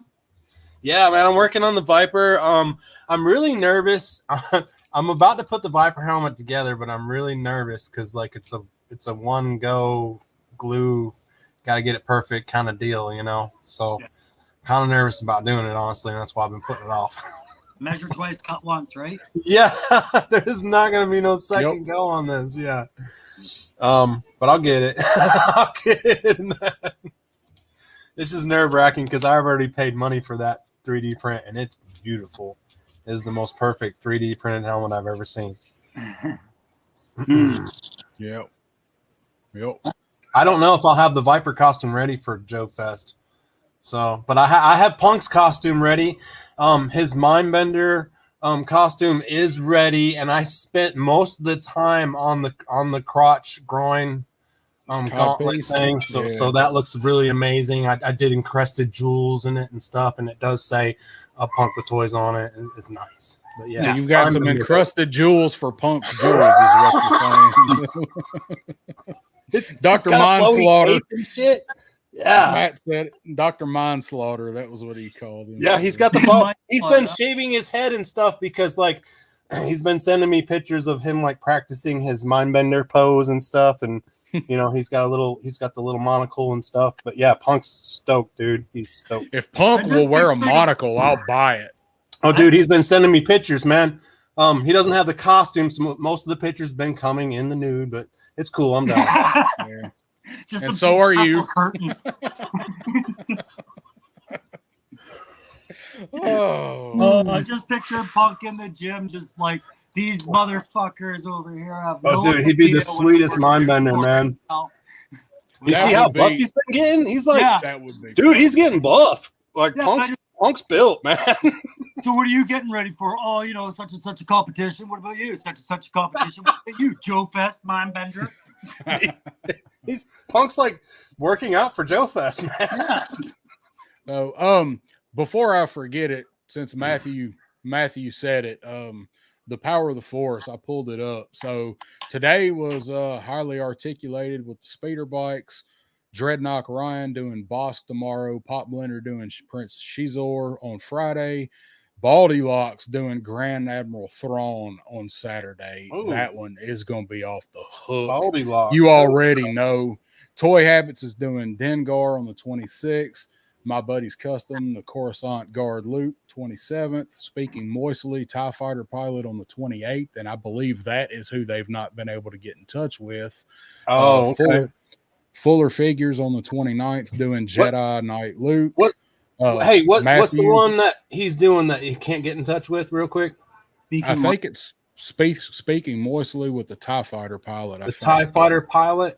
Yeah, I think they just haven't been able to get in contact with them to verify. Because I do have I haven't cracked open the TIE Fighter. If they can't get in contact with him, I will do my TIE Fighter review. Yeah, well, that's up to them, and good luck with that. On the 30th, Matthew is going to be doing a mystery figure. And on the 31st, in the comments. Hang on, wait. What was it? What kind of figure is it? What? What kind of figure is he doing? A mystery figure? Matthew Madison. Okay, well, on here it says Mamu's action figure blog mystery figure. So I guess he just spoiled it for there you all go, of guys. us. And then on the 31st, Toy Princess is doing Leia. Just like Scooby and the gang here at the backyard battle for the mystery gang. It was Matt all along. He spoiled himself. Hey, I'm reading the fucking graphic. I didn't write it. I'm just reading it. What is don't put it on the teleprompter. Don't read it. He says Allison just found out. Hey, what's Allison doing? The toy princess you said the last one? Princess Leia. Princess Oh, Leia. of course. Leia. Of course. We just talked about like 3 minutes ago. You brought it up. My bad. I just heard you on that last. I just wanted to make sure everyone heard you on that last little bit because we were joking around. I'm sorry. Well, I was looking over here reading it while you guys make fun of me. No, we're not. We were making fun with you, not at you. Yeah. That's what I always tell people too. Do me now. Oh shit! And now here's Voltron. All right, here I'll do this. I'll do this. We will defend this planet. Yeah. Where's yours at, Crow? I'll go you one better. I don't have the D6 on hand, but how about do they have Target in Canada? The progress on Cutter. Oh, that looks good. Ooh. Yeah. So we got Loki Wartooth's little bits there, and we're gonna do a Night Force Cutter. Oh shit! Now we need to do the whale, dude. What's that? We need a whale. Well, geez, you found a 3D printed head core. Bro, you silly guy. You know we need a whale with that cutter you've got. If you start printing a whale now, it might be finished by Joe Fest. Maybe. I've seen some nice ones. I'll be like a 98-year-old man finally with it, but can't lift it because I'm too old and frail. I'll be like, but there was time now. Oh, I had all the time in the world. It's not fair. Oh, no. And then I knocked him miss over. Burgess Meredith. Burgess Meredith, man. I miss him. I wish I had all the time in the world. Yeah, me too. You did last night. You sent me a message at like 2:30 in the morning. It was 3:30 in the morning, bro. Oh, yeah. Oh, it was 3:30 my time. You're right. It was 2:30. You was working on the cod piece, wasn't you? I was working on the cod piece. I just got done writing toys on the cod piece. I had to send you that message because I just made the thumbnail for the show that we're watching right now. Yeah, which I asked him to send to me. I shared that to my Instagram, and so he does not copyright strike me. That was the toy enhancers thumbnail. You better believe I love that. That thumbnail looks beautiful. That was a great thumbnail, dude. Yeah. I kind of like me in the glasses. I'm gonna have to do that some more. I do. Some headshots. Thank you. I put it together it's like last minute put together. Hey, speaking Tales from the backyard battlefield. Dun, dun, dun. With all those ugly mugs. So we've been at this for an hour and 17 minutes? Hour and 17 minutes. Still haven't hit topic. I was going to say we got to be closing in. We're like lawn darts aiming at an order. All right. Here's what I'm going to do. Here's what we're going to talk about, guys. I've asked the backyard battlefield to think about a time in their childhood where they may have lost a toy or didn't get a toy that was real special to them, or it could even be in their, it's kind of like the one that got away that you like just wish that didn't happen to that certain toy, or you just wish that you could have got that certain toy. It's just like a real pain, heartache, oh, I can still feel it burn, We all had those experiences, man, from dropping down the sewer to leaving on the school bus to who knows, I brought my Luke Skywalker to show and tell, and Billy Bob took it home with him, never seen it, so these are the stories that we're looking for. And I asked you guys, I know I asked you guys several weeks ago, but do you got something in mind you want to crank off with? Crow, I'm gonna put you on. I want you to rephrase that first. He said crank off, not you can crank. Start us up. All right, I'll kick it off. Darren, do you mind? Crank it off means something different than you. Oh yeah, it must be that regional dialect. Damn, that does sound awful. My redneck is not sounding good today. All right, so I could have picked a lot of different horror stories about traumatic toy losses, being a rambunctious child. Aaron, you and I had the same same mom almost, except we know that's not true. But, you know, the mom was the source of great toys. But mom also did some cleanup, didn't she? Mom probably got rid of a couple of things that maybe mom shouldn't have gotten rid of at certain points at a young child's age. I remember a police car like that. But the first time I ever remember my mom not impressing me with my toy etiquette was she was single at the time, divorced from my dad. And she had a new friend, Brian, and he had a son, and I was about 8. However old I was when Low Light came out, because this is about Low Light.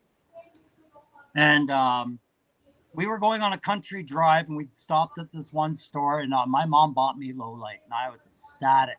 And this kid was only like 2 or 3 years younger than me, sitting in the back seat. And I was just meeting him for that day. And I unwrapped my Low Light as we were driving down this long country road to go out of town to a car and boat show. And I'm admiring my Low Light. And this kid who hadn't said fuck all to me the whole trip turns around, picks up my Low Light, file card, reads the file card, and then hucks it out the window. Right, while we're doing while we're on the road. So I'm like, I did the respectable thing. I attacked that child. And they stopped the car just to sort me out. But my mom only saw me attacking this kid, didn't understand. And I was trying to explain, and all his dad was getting was, so my kid threw your garbage out for you and you got mad, right? So that to me was always this big sore point because my mom didn't understand the file card sentiment at that time, right? So you think I think about that every time I see that Low Light on the shelf, and I'm thinking, yeah, I still don't have a file card. Thanks, classified bastards. Oh, still never got it. Yeah, that sucks, man. And if you think I'd have poisoned him. I'm not. If I find that kid, I don't care if he's growing up or not. I'm still gonna attack him. I don't blame you, man. You got to on principle at this point. What are you gonna do? I'm coming to Canada right now. We're gonna go find that freaking file card. Damn it! I'll whoop your damn ass. Now I'll never know why he was lost in the wood for 2 weeks. That's awful, man. Yeah, that's awful. Hurricane Katrina took all your old Joe's Loki. Yeah, and that, buddy, that will always bring it back to perspective for me. You know, I've never that devastated by a loss when others lose so much more, bro. I understand. You know? Yeah, that sucks, Loki. I feel you on that, man. Because that's something that you can't control, and it's just, oh man. That's right. Yeah, and you don't see it coming, so you don't have time to grab maybe anything, especially something that might be in a box in, another room or in the back of a closet or something that that's important, but maybe you don't have room to put it out or whatever. Even if they were out, it's not something that your life is what you're worried about. Look, Crow, I got something I'm going to give you when you come. Oh, you're a baby doll. That better be a spare. Look, I do have two. Spare? I do. Oh my God, I love you. Hey, look at that, baby. I got your toy that you lost. We can say we love each other on this channel because it's a clubhouse. You have to be in the club to say those things. I wanted to say about the tornado stuff really quickly because I'm a Canadian and you wouldn't think I would know a whole lot about this stuff. Vice what you guys down in the southern states deal with that coastline and Gulf wind streams and all that other stuff. But when I was living in Alberta, the stretch near the Rockies by Calgary, they call it Tornado Alley in Alberta, right? That region. And a lot of people will tell a guy, well, you chose to live there and you chose to live in that spot.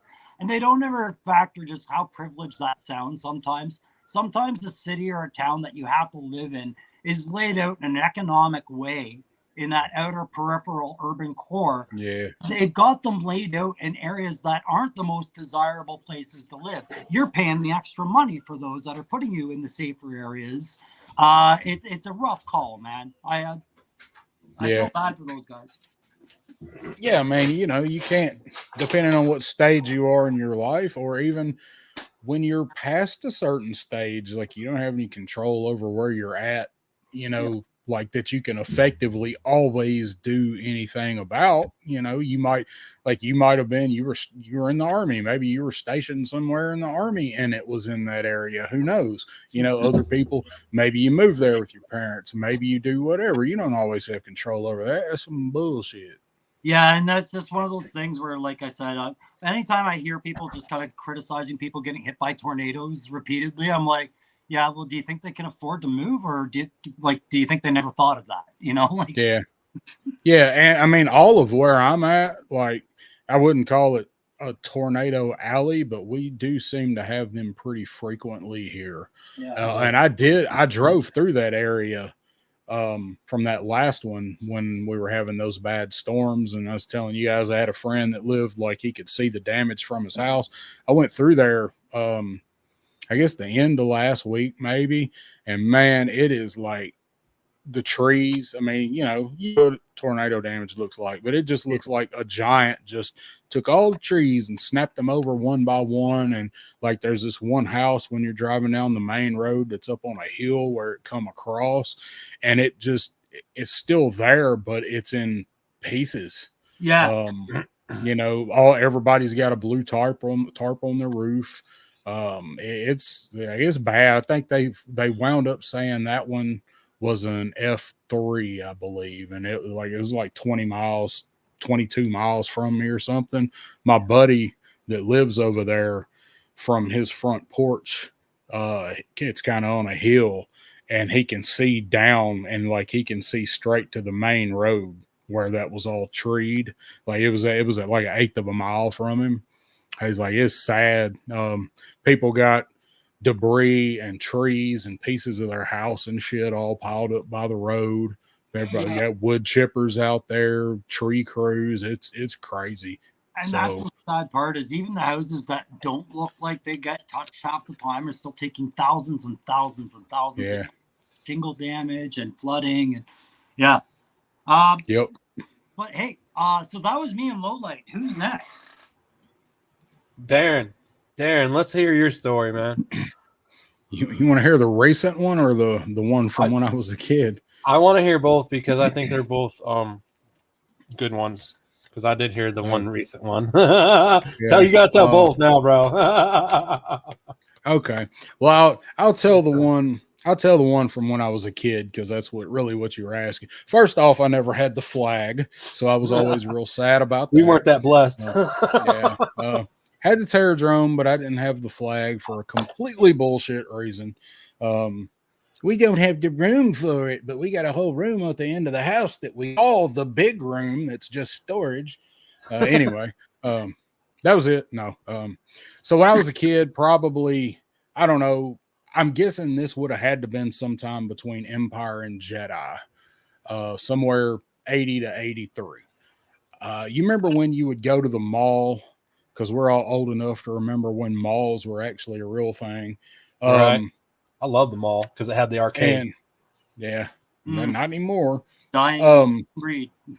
So you remember they weren't benches, they weren't tables, they were more like ottomans, like the big square, like, for people to sit on, but they were like them big ass party ottomans that people could sit around it, that they would have out in the middle for, men to sit on while their wives are picking out shoes or whatever the hell, getting their hair done. And they were all made out of like slat wood, like poplar or pine or whatever the hell they make industrial furniture out of, stain. You remember what I'm talking about? They're all like slats. We went to whatever the store was, the toy store there was, and I don't remember what it was. It might have been Walgreens. I don't know. But I got Boba Fett, and we're all roughly the same age. You remember how badass Boba Fett was when you were a kid, whether or not whatever you think about him now, and you remember how bad everybody wanted that Boba Fett figure. Yeah. And I was surprised and amazed and really, really happy that I finally found it in a store. And my mom got it for me. and we went and sat down on one of them benches. We were probably waiting on my grandmother to get her hair done or some shit. I don't know. It was in the mall that she used to like to go to. And I opened up Boba Fett, and as soon as I pulled the blister open, his damn gun fell out and fell down in that thing in between them slats. Oh. And man, I was so mad. I cried. I was like, hey, can we get it out?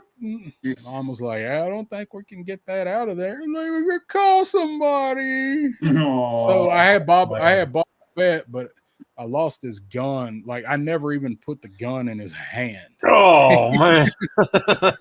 You probably didn't want to leave it, man. Crying, saying, call somebody. We can't leave it. We can't leave it. Bro. Like, can we move it? And this thing probably weighs 300 pounds. God, I would have flipped that damn thing over.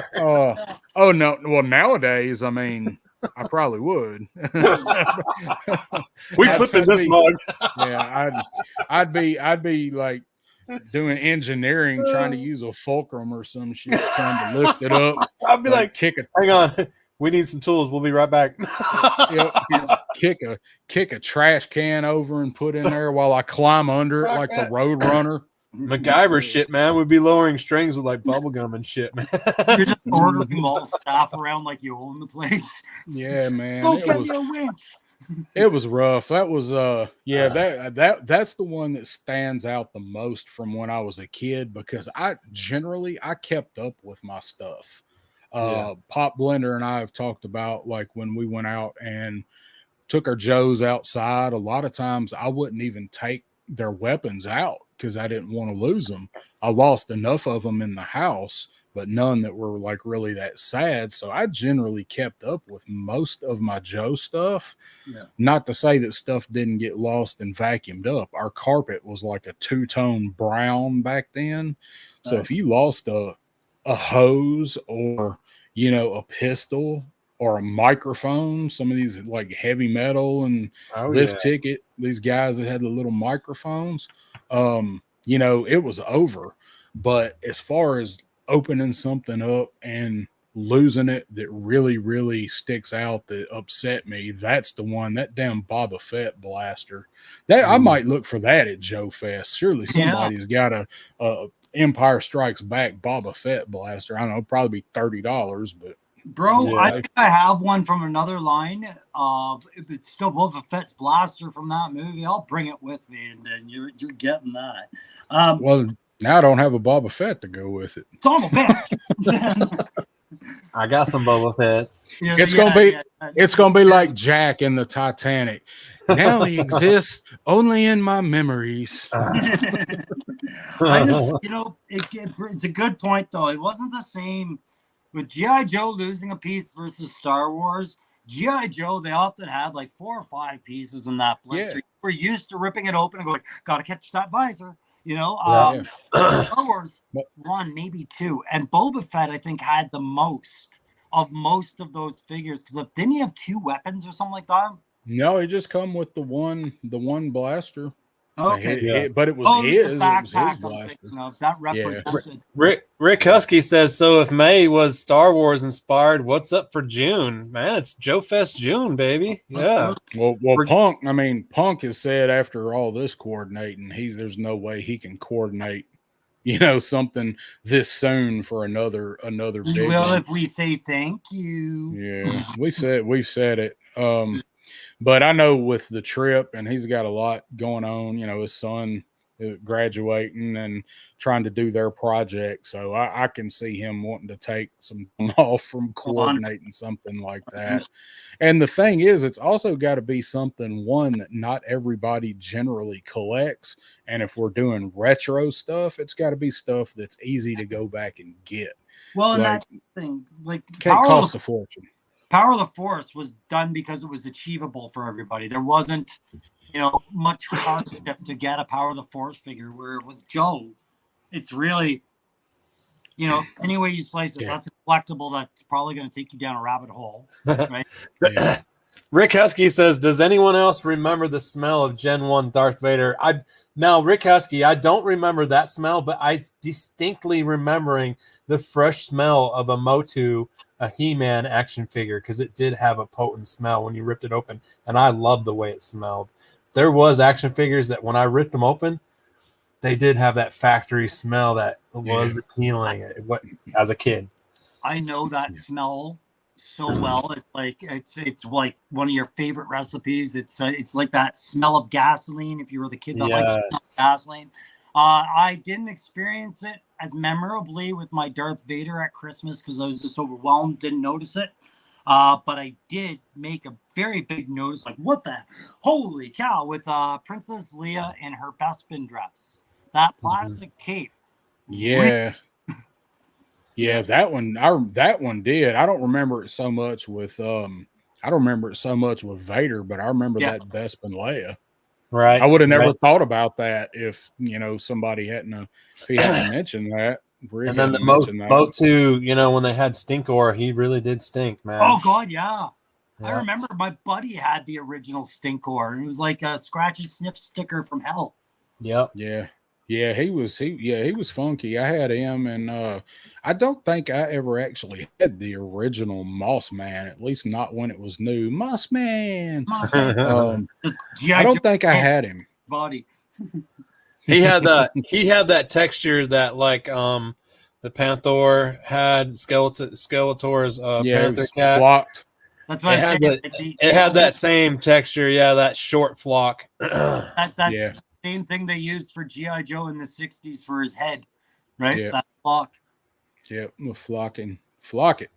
Yeah. Flock everything, man. Flock it all to hell. Flock it all. Flock it all. Just flock it.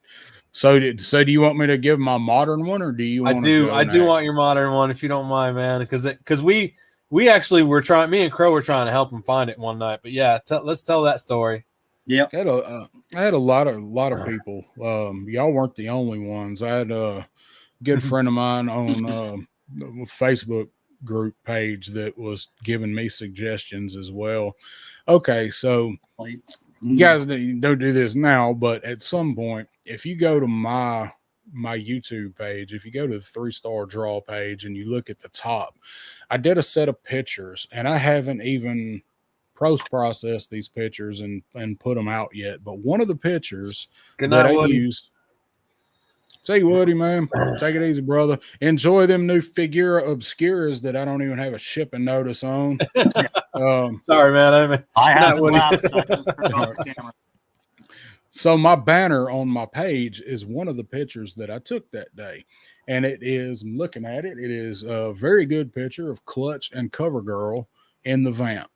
And if you notice, on the Vamp, there are no headlights on the roll bar or on the fog lights, KC lights on the roll bar on top of the windshield. That is because I took that picture after I realized that I was missing one of them. This was out in my backyard. I carried everything out there really carefully. When I move my figures, I'm really careful. They've all got their own bag. They've all got bags for accessories. Well, I didn't do that, but I got a tote. I took everything off the shelf in this room, put it in that tote, took it outside. The lid went on it, had a lid on it. The Vamp was in there. I got outside. I got the Vamp out, got everything set up, and started doing my pictures. And then I looked back at a couple of them, and I was like, where is one of the roll bar lights for my Vamp? Mm-hmm. And I looked, it was not in the tote. I had the Chevy, the Silverado truck out there. It wasn't anywhere in it, which Aaron and Crow both thought that it had fallen down in that truck in the tote. Yep, because that truck has so many nooks and crannies, man. Yeah, all kind of places to hide lights and peanuts. I was like, it's in the truck. But I checked the truck. I checked the truck again later, but nowhere. It was nowhere to be found. I checked the grass. I took it out. I set it in one spot. It's like, I don't like that for pictures. I'm going to move it over here. And it was over there that I realized that it was missing. And this is the span of like 12 feet where I set it in the grass and I took it to where the pictures are. Everything wasn't greened up yet. It was still kind of dead from winter because this was in probably March, you guys? It was in March.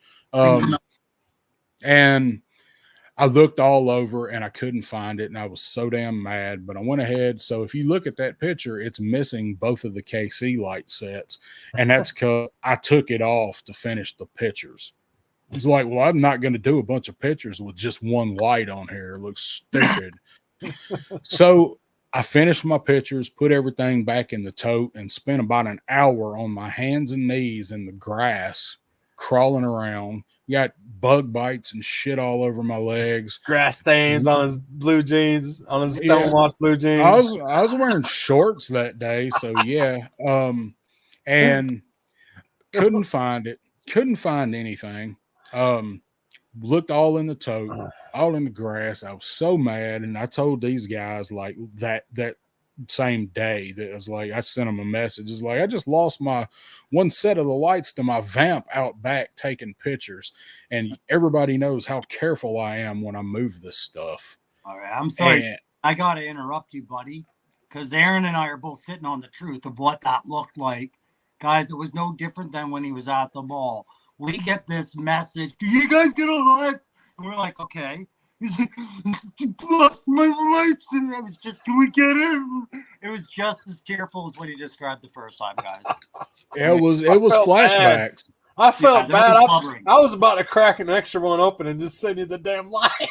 I've never seen waterworks like that. I felt so bad. He's like, you guys ain't gonna believe what happened to me, man.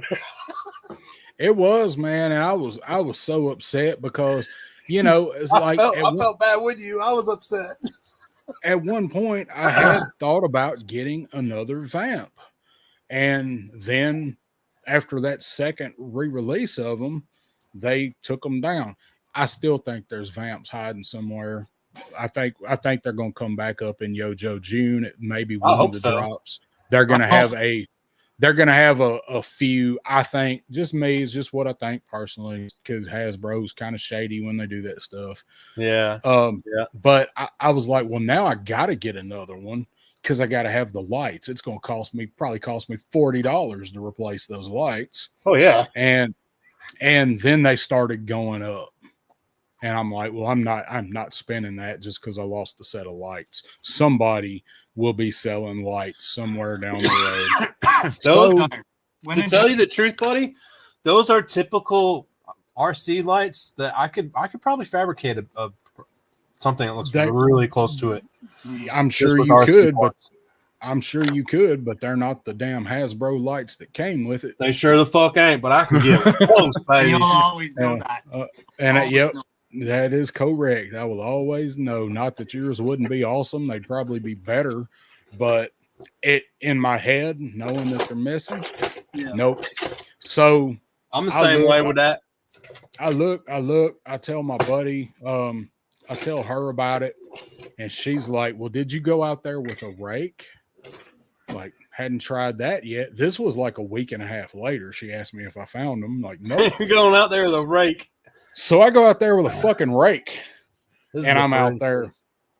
Yep.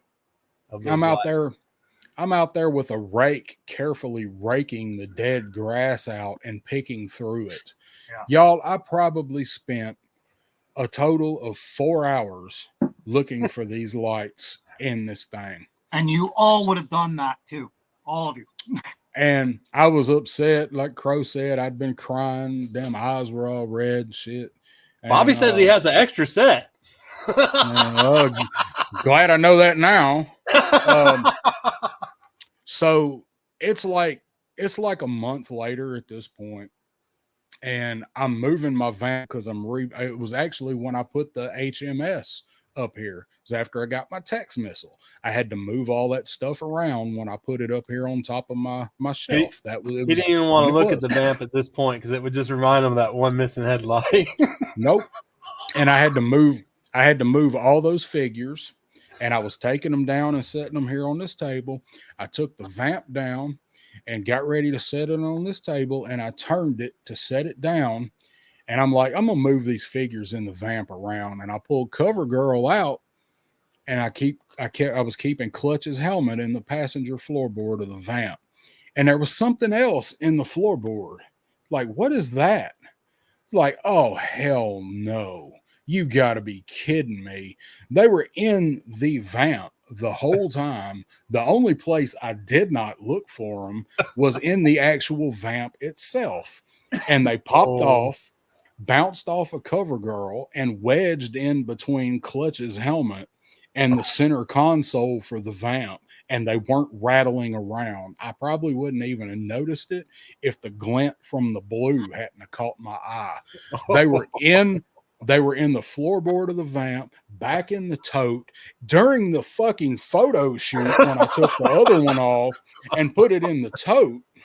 You guys, now keep in mind there has been hours of debating and searching for this freaking light at this point.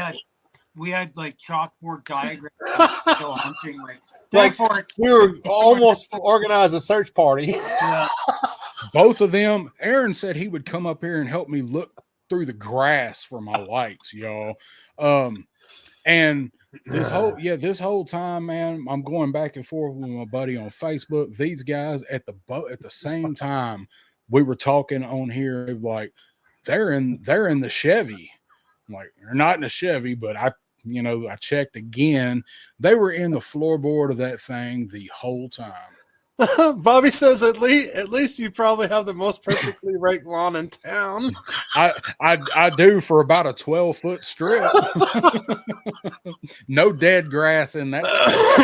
There ain't no cigarette butts, no pop tops, no nothing. Nothing in that stretch of grass at all. That is funny as shit, man. If I had not have found those lights, I don't think I had found them yet when you proposed this topic. If not, it was right after. Because I remember you saying, you're like, I was going to use this because you didn't have them at the time, and then you're like, but I found them, so Yep. So that's still a great story. It's one that's been between us, so. That would have superseded my Boba Fett blaster story because I lost them as a grown-ass man in my own house, in my own yard, when I put it in a tote to carry it to the yard. Hey, we all got some toys like that. How many of you guys at home have a little toy that you don't know what the hell happened to it? A lightsaber or something. Just that little piece that got away one day. Who knows? It's in the vacuum cleaner, got swept up. Maybe the dog ate it. Who knows? Well, I was talking about the carpet swallowing stuff, as a kid.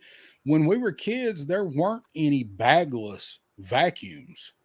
If I'd have asked my mom if she would tear the vacuum bag open to look for a G.I. Joe gun, my mom would have looked at me like I'd turned blue and started speaking in Swahili. Yeah, or something. It wasn't happening. That wasn't ever going to happen. Just to be safe. No.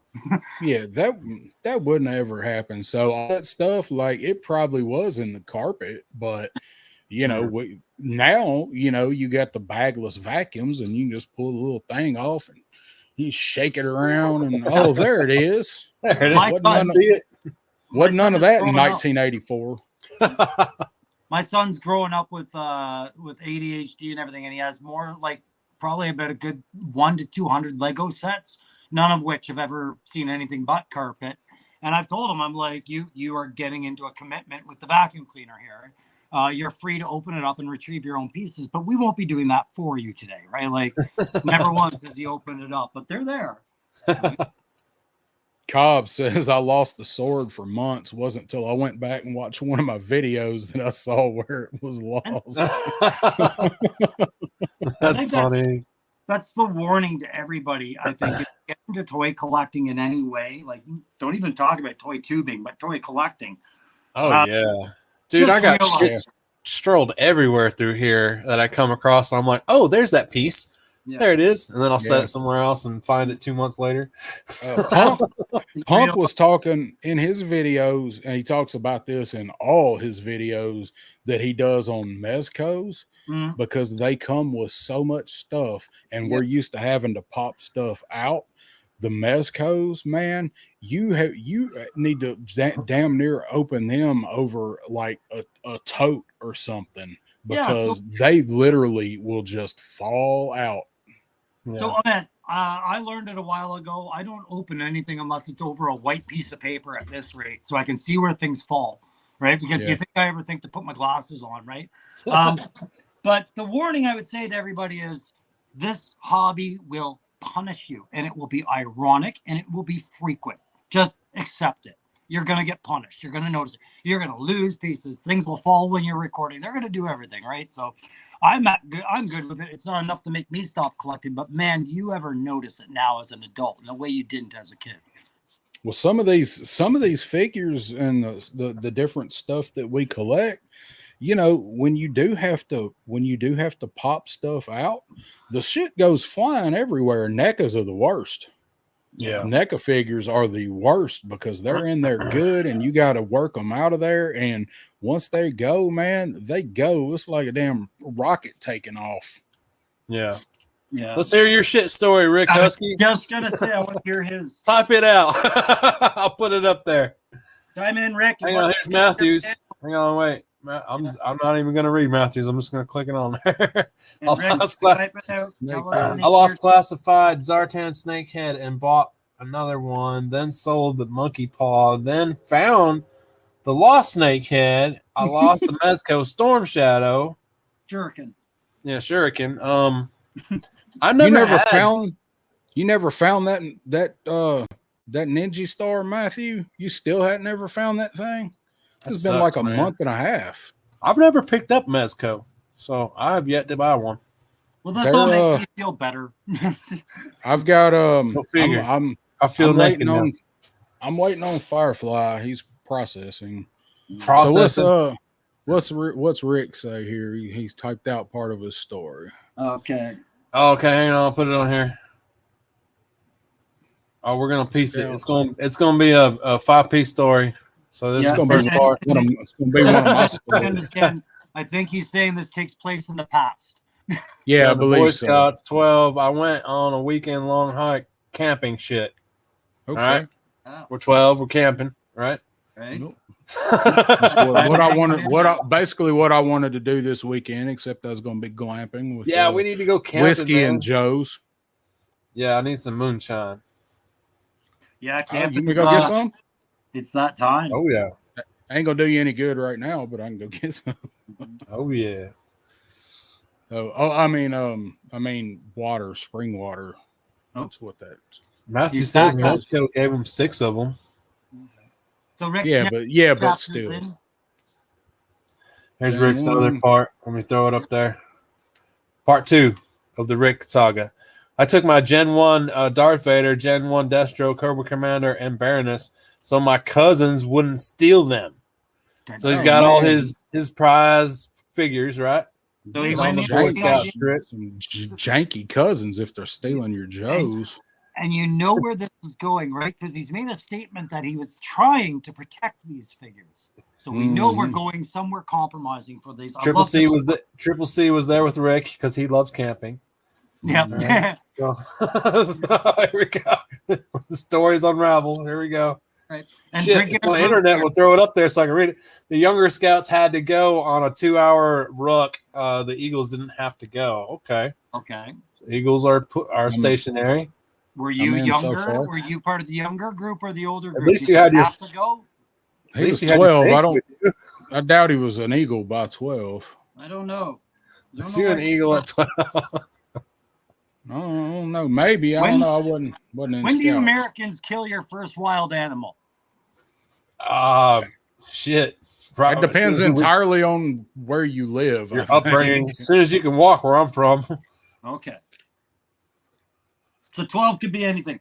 So does he have the next chapter up? Did we kill time? Nope. Still working on it. All right. I had talk camping. Me and Pot Blender. My grandfather. Oh, there you go. Next chapter. Wait, no, your grandfather. Well, sorry. We're reading his story. My comments were fucked up. So I come back to the Eagles, say, hey, Rick, go check the fire. I go check and everything, but the heads were melted. Man. That would have been them Eagles' last call. Oh, bro, did you touch them? Were they like hot? I'd be like, shit, it's hot. Oh. That's a scarier thing than Friday the 13th. Like, that's Camp Crystal Lake from hell, man. Yeah, that's messed even up, man. Heroes. Was Baroness's better off bust? Was her bust melted? You'd have been better off taking chances with your raggedy ass cousins, man. Oh, At least you can get them back. Yeah, you steal them back at the next Thanksgiving. There ain't nothing like a melted Joe. I know I've melted a lot of them. Sucks. Joe's did not melt nearly as well as Star Wars did. Oh, man. This confuses me, Matt. Did you use the stalker to break the arm? Like, how did you lose a stalker in breaking someone's arm? That's some Chuck Norris shit. We melted some Joes, man. Let me tell you this story. This story will set you on fire. We were in the melting Joes and just playing with fire regardless. We were awful kids. But I grabbed some fingernail polish remover. Why? Because I knew it was very flammable. I go grab my mom's fingernail polish remover. I take a measuring cup, about a half cup, right? I was like, a half cup will do, you know? So I pour the stuff in the half cup, and I'm walking outside with this half cup of stuff that we're going to melt some Joes in and get some burns on them. You know, we want to burn up some limbs and stuff. We're playing with them. So I set the cup on the piece of wood by the back shed, and we light it on fire. Got a nice round cup of fire in a plastic cup, and it starts fucking melting and shit, and we freak out, and I'm like, oh my god. I go and kick the cup. The whole piece of wood to the shed caught on fire, and it's freaking blazing, man. I'm like, holy shit. I go running down to the house, down a fucking hill, right? The shed's up on a hill. I go running. I fucking turn on the hose to the fucking thing. I grab the hose, and I'm running, like trucking with the hose, right? Running as fast as I can. By the time I got to the shed, I shit you not, it was like a cartoon, dude. The end of the hose stopped, and I went boom. I went flying back. And my friend's laughing his ass off. He's like, Aaron, we need the water. I'm trying to get mouthfuls. And then so the hose didn't reach, and I'm like trying to freaking spray the shit, and it's just doing nothing. But it was bad, dude. It was real bad. That's great. We ended up stomping the thing out, and by the time we were done, we had melted sneakers and fucking jeans. We just went home and fucking called it a day. Yeah, at that point, glad we didn't burn the shed down, though. That's where I thought that was going. Oh my goodness, that was the best. I used to do that with we get like styrofoam cups or like Solo cups and fill it with lighter fluid. Yeah. But I always did it like we talk about that creek that was behind my house. There was the big rocks, you know, like the creek bed, and the water would get low. So we'd always go down and make fires on those rocks. Yeah. We would take like a cup of whatever and use lighter fluid and light it. And that was so much fun just watching it melt the cup as it burn off. Oh yeah. And, you know, that's not what Loki there. So we would do it there. But man, I'd go down there and make fires, and you know, I never really messed my Joes up unless it was doubles of a character that I didn't like, because you got that sometimes, you know, your birthday or whatever, and your kid's parents pick out the present. Well, what's he into? I don't know. He likes G.I. Joe. Does he have this one? I don't know. Is he cool? Yeah. Okay. Well, if he already had him. But we burn all kind of stuff down there. The best thing to burn was crayons, man. I love to watch them melt and shit. We did that. Because they burn. They were wax. Yeah. Did you ever catch lightning bugs and like smear them across rocks and shit? No, but I did blast a few things with BB guns. Yeah. BB guns, I shot the shit. A lot of Joes got executed with my BB gun. It was only because I was going into my teens. I didn't care. Yeah. I was like, F it. You know, that's I ain't gonna lie. A lot of my damn I know that's bad. That's kind of like the dude off the Toy Story. I'm like the little kid that was just mutilating toys. But Andy's toys, yeah. I did, man. I was a crazy kid, and when you're a kid in the 80s, you just didn't give a shit. You didn't care. You know? Yeah. I mean, you know, as far as we knew, we were done with that phase. Probably. Yeah. But most of mine, I did that with a few. I didn't use a whole lot for target practice. I did use a few, but most of my Joes, man, it was the other stuff that I did that too. I didn't really do it to my Joes. The Joes were always kind of sacred to me. Other stuff was kind of expendable for the most part. Like, I mean, even some of the Star Wars stuff I had. And I remember I would have to pick through the ones that I wanted. Yeah, I mean, it wasn't like I just reached in and grabbed a handful. Yeah. I wasn't with just gun, melting anything. Yeah.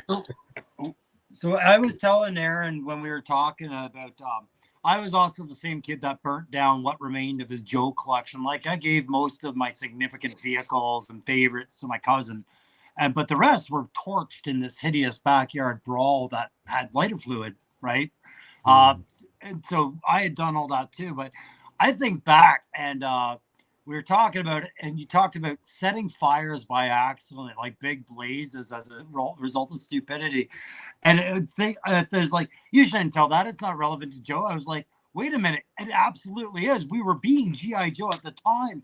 My guys, when my first tour in Afghanistan, my sergeant told us to go set up the tent and get the stove going one night.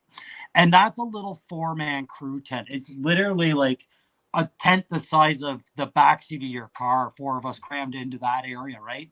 Yeah. And you never light a stove inside a tent. Not ever, right? No. But for some reason, my buddy Tone, and he's just like you guys, like just good-humored guy, but, just for a second, he wasn't paying attention. We were all in the tent, like 3 of us, and he set that tent on fire. And just afterwards, I remember at one point I was like, yeah, that's how my Joes went, right? But it was like, I just thought of it now. I was like, I remember thinking that too. Like, oh my God, full karma circle, man.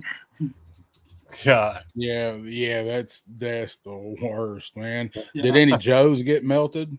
Oh, I did my snake eyes, my ace, my lifeline, the whirlwind flak cannon. Like, a lot of melting happened that day. My mom was pissed. Yep. Yep, man. They and I got that. I did get that. That was what I always heard. If she saw me heading out with any of them, it was always like, well, I got a double. This is the worst one.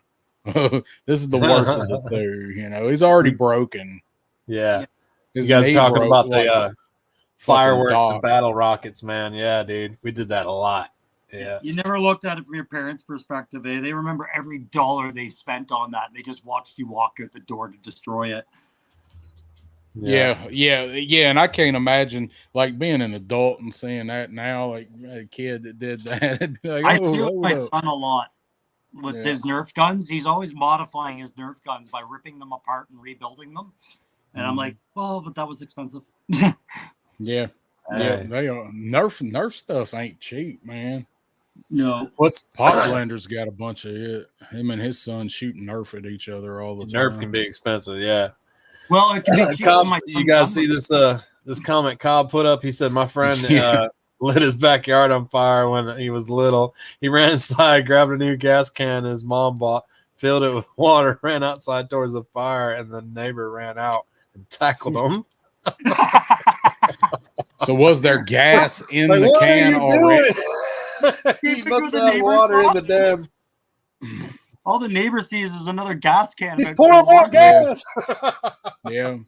I did that one night, and I was way older enough to know that I shouldn't be doing that. We were trying to light a bonfire, and I was pouring gas on it, and it come back. Yeah. Bro. Oh damn, man. I got lucky that night. I remember before I could react pouring the gas out and watching it come up toward the can, and it actually caught the nozzle. It was a plastic can, dude, and it caught the nozzle on fire. And I'm like, oh man, I don't know if it's going to explode. So I took off trying to get it away from my 2 friends, and I set it down. And here comes my buddy whose house we were at. He was like, dude, you're on fire, and tackles me. and like my shirt sleeve got on fire. God. And he tackles me, and like I got lucky that night. I did some dumb Dude, shit. I was probably like some 16. Oh, we had some wild nights, and I mean in our 20s, man. I got the kinds of friends that, like, once we start playing with fireworks and bonfires and all that shit, they want to do shit like start jumping them and stuff like that. I'm like, and they're always someone. My friend Lee, he always got messed up somehow, but he didn't care, man. He would let people shoot him with BB guns, just anything to get a laugh, man. Yeah. And I remember this one night, we were all on top of his hill. He had a big, steep driveway. And we set all these damn Roman candles up on the hill, right? And we tied all the fuses so they would hit at once. It was pretty elaborate. He set that on, and then all those Roman candles were just firing at it. And we just stood there and like tried to dodge the freaking fireballs. It was like some bad case of Mario or some shit, you know? Yeah. Freaking just stupid shit, man. But here we always shot bottle rockets at each other, but we never really shot Roman candles at each other. But we'd light bottle rockets and try to throw them like javelins and aim them. You know, we had a firework fight one night in the parking lot of this grocery store that used to be here in town, and it was in a little shopping center, and it was like the local like Piggly Wiggly. And most of us at some point had worked at it, but we were in the parking lot shooting fireworks at each other and just being dumb, man. I can't believe nobody called the cops yet. And so there was this one dude. He's an enormous dumbass. Never got along with him. He's a little bit older than us. And he didn't like me because my older brother used to beat him up. He was in between us in age. And he was down there, and he hung out with another buddy of ours a little bit. So he was down there, and this dude was like, he didn't care. Like, he was untouchable, spoiled, didn't care. But he had some of them big ass rockets that were like the size of a roll of quarters, you know, but twice as long. And he was throwing them. He was lighting them and throwing them. One of them damn things he threw, it took off, caught and ignited, and went right into the breezeway of the grocery store and under the door inside the store. It's like 10:30 at night. The store's been closed for 2 hours. And the thing goes off inside the store, sets off the fire alarms, sets off the alarm. Holy shit. I left. Fucking arson charge right there, bro. I was 17 when that happened, and I remember that because I left. Because I was like, my ass ain't gonna be here when the cops get here. I was like, yep, yeah, y'all have fun with that. Somebody's got to be here. Ain't gonna be me. And I left, and I drove around for like 30 or 40 minutes, and I kept driving by, and the fire department and the cops were still there. Like, nope, not stopping now. I don't see anybody in cuffs, so that's good. Oh, bro. It's exactly. Did I show you this? Fuck. Yeah. Oh, you bitch. Some bitch. Full screen that. Right there. What your Voltron? Crow. I don't know if we can do full screen. Oh, no? Yeah, there you go. That was close enough. You got the yellow one, huh? I got the yellow one. But I'm not going to open them. I'm not going to open them until I get the blue one because I don't want my Voltron like standing on one leg. I was going to say there's 5, isn't there? Yeah, and Missy got me something. I wanted to show you guys real quick. I didn't get to show it last night. Well, me and Darren were looking at it the other day. Yeah. Oh, you got the Alf. Yeah. She got it. Alf. She surprised me. She just got it. That the one that comes with the cats that he can eat? Yeah. The cat sandwich. Yeah. Is that what it is? Cat sandwich? Yeah, it's a cat. I will tell you guys, it has been far too long since I have had a cat sandwich myself. I'm having plenty of cat sandwich tonight, bro. Well, I'm sure you are. No, even I get cat sandwich. I'm on a diet. Darren says, "Sure you are." I'm on a diet, I think. So. Oh man, Well, hey guys, I don't want to keep you up too long tonight. We've been streaming 2 hours now. Yeah, but you haven't told us your Toy Story. I'm gonna tell my Toy Story real quick. It's a quickie, but this one now I have a lot of Toy Stories that I could tell. This one in particular is sticking out in my head for some reason, and it just affected me a lot. But has to do with the Tiger Fly. Okay, Tiger Fly came out. You got to think. I had a lot of Joes. I didn't have many vehicles as a kid. So when I got the Tiger Fly, that was basically my first, bigger vehicle. I only had Devilfish, small shit like that, just small Joe toys. So my grandma took me out. I remember it being, I don't know the price of it, but it was expensive at the time. And my grandma was like, "Do you really want that?" And I was like, "Yeah, Grandma, I really want it." She's like, "Are you going to play with it?" I'm like, "Yeah, I'm going to play with it." So I kind of talked her into it, and then she just spontaneously bought it. So I was like, "Yes, the freaking Tiger Fly, I was big into Tiger Force. I didn't care if, basically I had the Dragonfly, so I didn't care what it looked like. I just had it. And so I have this toy, and I've had it for months and months, and I'm doing my best to take care of it and everything, make sure that the blades don't get broke. I'm like taking care of it. First toy that my mom seen that was big enough to see in my room and be like, "Oh, he does take care of it. He keeps it on a certain spot," and so I had older sisters growing up, and one day their boyfriend and my sister were in the just outside talking, like on the driveway, right? And I'm up in her room listening and stuff, and I either needed her to do something like make some food for me or something. My mom worked late, and she was a single mom.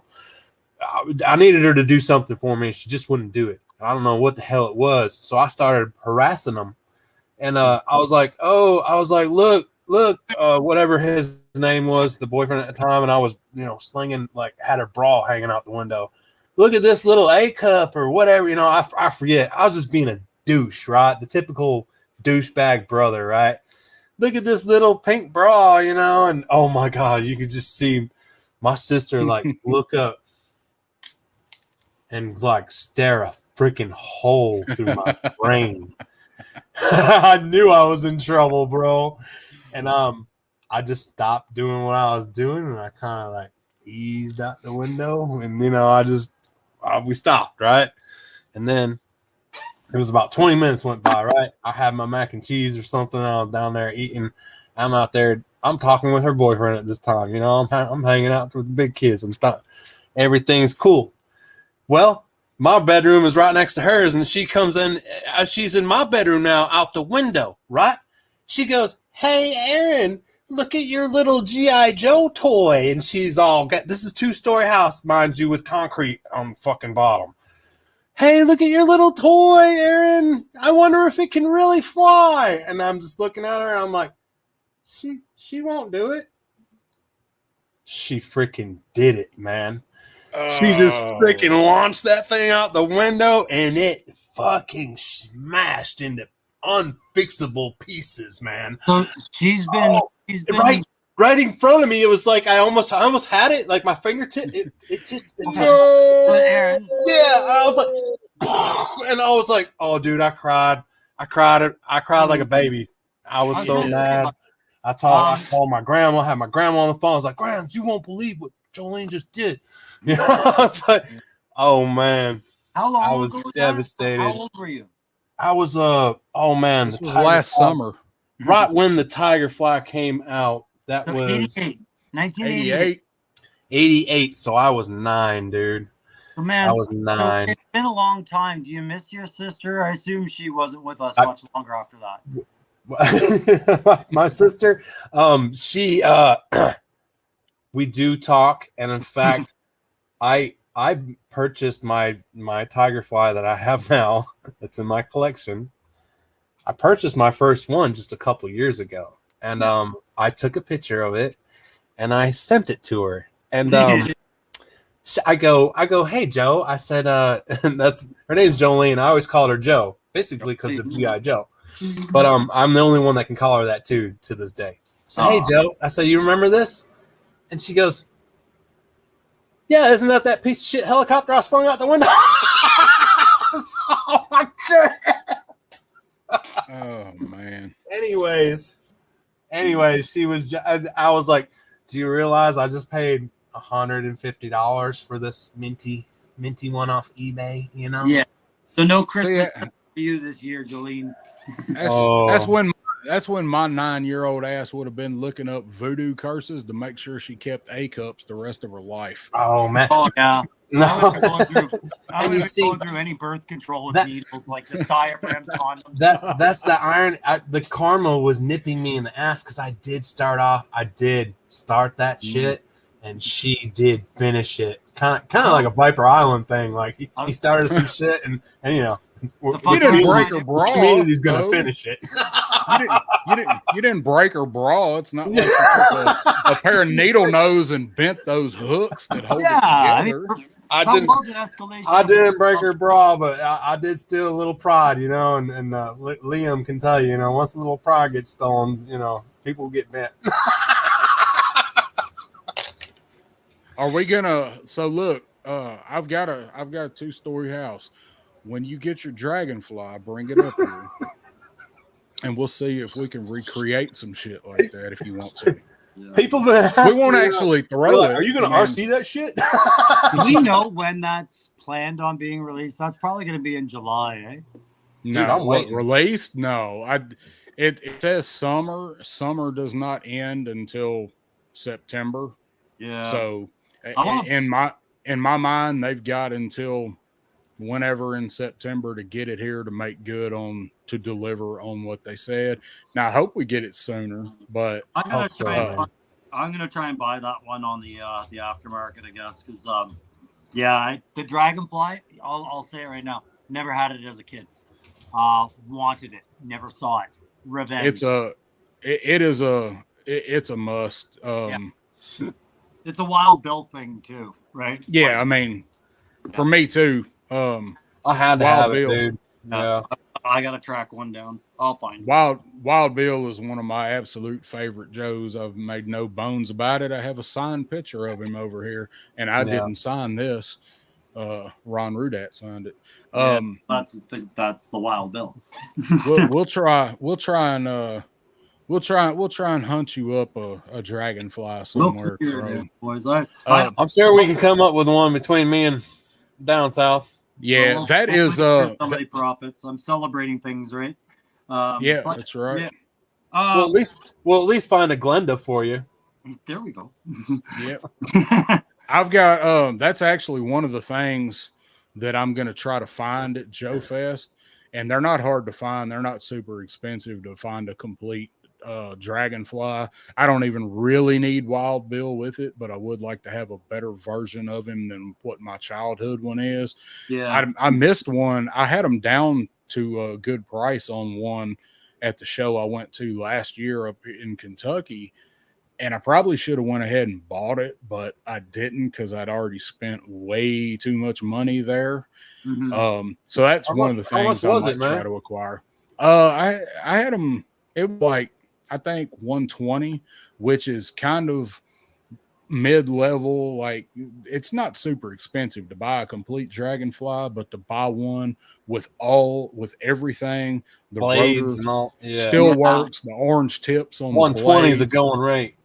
Yeah. The canopy in good shape, and Wild Bill was in good shape and had his file card. Nice. See that's Hot Blender, what's up, son? Yeah. You know what I did with my Dragonfly, my vintage one? I bought an extra set of missiles because I seen where somebody just red dipped the tip of their missiles, just dipped it in some paint just on the tip. Just the tip. Yeah. And it looked fire, man. So I had to do it. I don't know if I should have showed it to you while you're here. No. But man, does it look good on the Dragonfly, dude? Smoke it. The reason Pot Blender's on my way home from work watching right now. Just wanted to say thanks so much for stopping by, all of you, on the stream last night. A lot of fun, and I appreciate you guys. So yeah, it was a good stream, man. You and Matthew did a fantastic job, especially for you running your your first stream. You did a great job, and it was fun listening to you guys. Absolutely.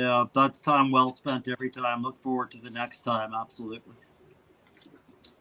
The reason I wanted to track down a classified one is because I found a model shop here in Ottawa.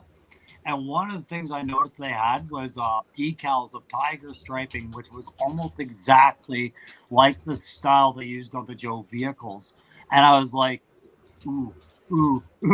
I started getting excited. So I'm going to try and buy one of those on the aftermarket for sure.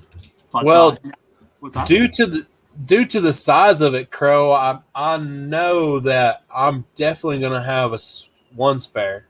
Definitely going to have one spare. I did have a gentleman trying to work a deal with me, but I haven't heard from him recently. See you, Jay Astro. Jay Astro said he's out of here tonight, Jay. Yeah, see you, Jay Astro. Sorry we're so late, guys. And I don't want to burn the chat like that. I'll pitch my case when I get there because, hey, 3-star, you pointed it out today. Today's special for a reason, isn't it? Because of something happening very soon. Yeah, exactly 1 month from today will be that Saturday of Joe Fest. So the three of us and Pop Blender will be hanging out, and all the other whoever else is going to be there. I told you guys before the show when I realized that, like I hope in exactly a month we're all sitting in the hotel bar or in Aaron's truck. I gotta clean it out. Get that ladder out of the back for all the shit you're gonna buy and drive home. We're gonna load up the trailer.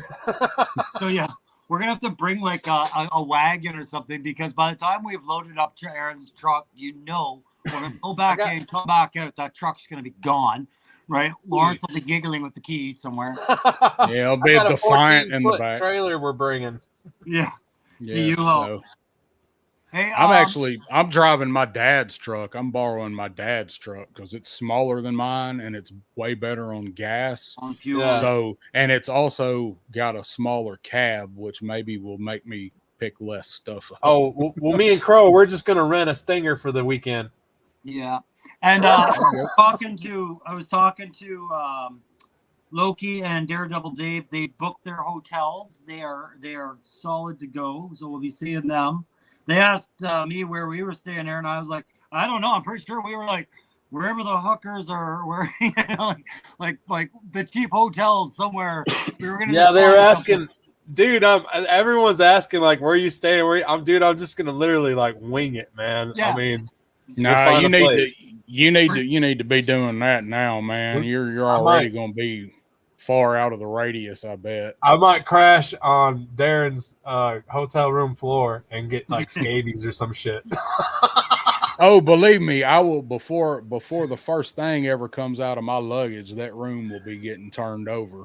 I can see Darren like, oh, I will bed bugs. I will have a flashlight and an aerosol can of some good shit. So I don't try if it's not flying, I don't travel without it. Me and Aaron are going to be doing live videos all night of whose room we're trying to crash in. That shit will be fun. You're gonna see me and Crow sleeping on each other's shoulders in my truck, man. We couldn't find a place. Drool coming down our mouths. We might just camp somewhere. Yeah. Y'all can come up to our room and shower, man. Thanks, man. We were going to use the creek out back, but yeah, well, it's a river out back behind it. Sure, we can drive 20 minutes out of town and find a nice hotel. We'll be all right, Aaron. That's right. In worst case scenario, I'll just drive back home. Yeah, exactly, guys. I'm flying a little while. I'm not going out there just to hitchhike. Yeah. Right. I gotta plug this one thing because I meant to do this earlier, guys.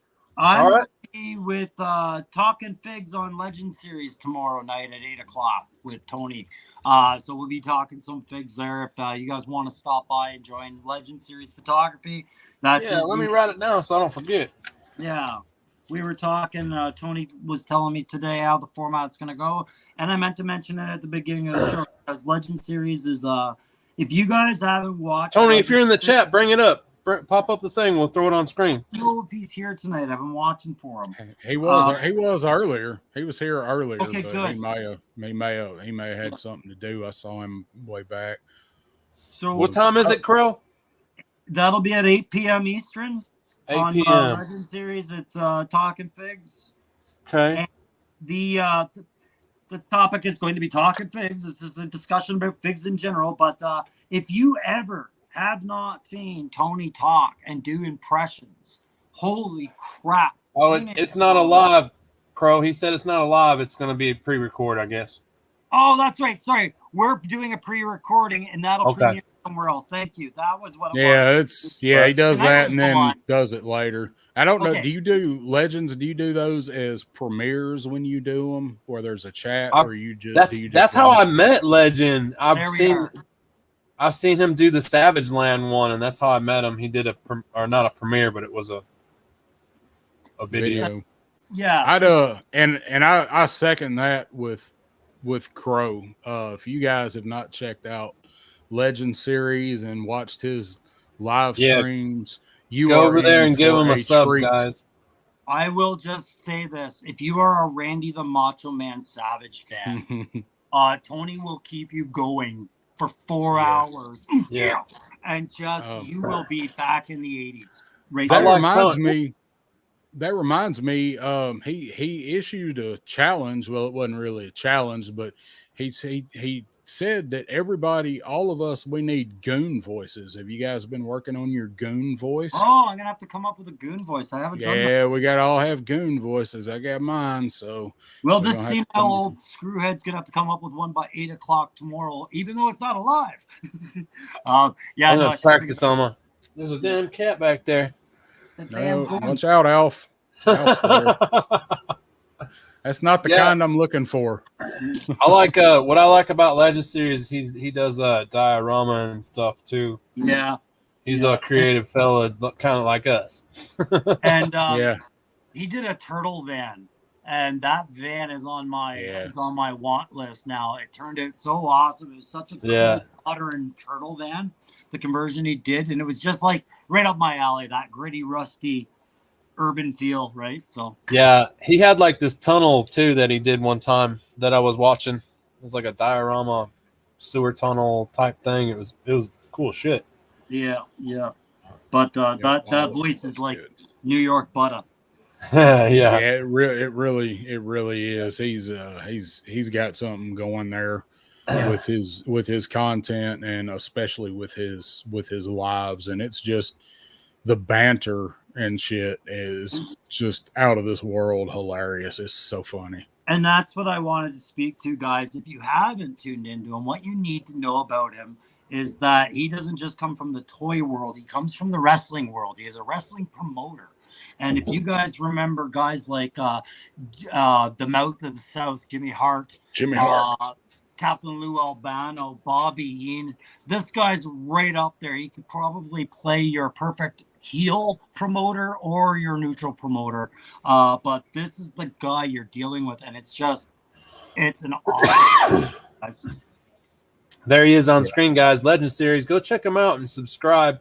I did have a tough time finding him when I first looked for him, and then you'll see it does pop up, man. You can see his little I did too. It's make sure you get the underscore in there when you get the underscore in there.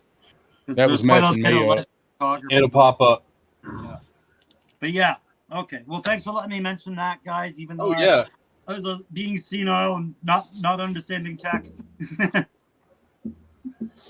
Well, guys, I'm about ready to call it a night. I guess still got to grab a little bite to eat and whatnot. And I appreciate you guys telling me your traumatic stories from childhood. You know, I get some insight. And you guys at home, I know you guys have these stories too. And I hope that brings up, like, I know you can't share them right now with us. Well, Ricky did. But actually, if you come up with some, if you think of them later, put them in the comments. Yeah, or message me on Insta or go to my Facebook page and go ahead and let your story be known, because I know that brings up memories, and that's what I wanted to do by bringing this up. Is I want you guys to think of some childhood, toys that you really wish you had, or you might, you might go and want to find this toy and reconnect with it.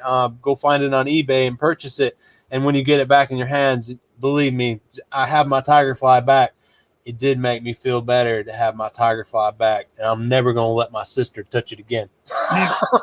Not even in a fight. Yeah. Never mess with her again.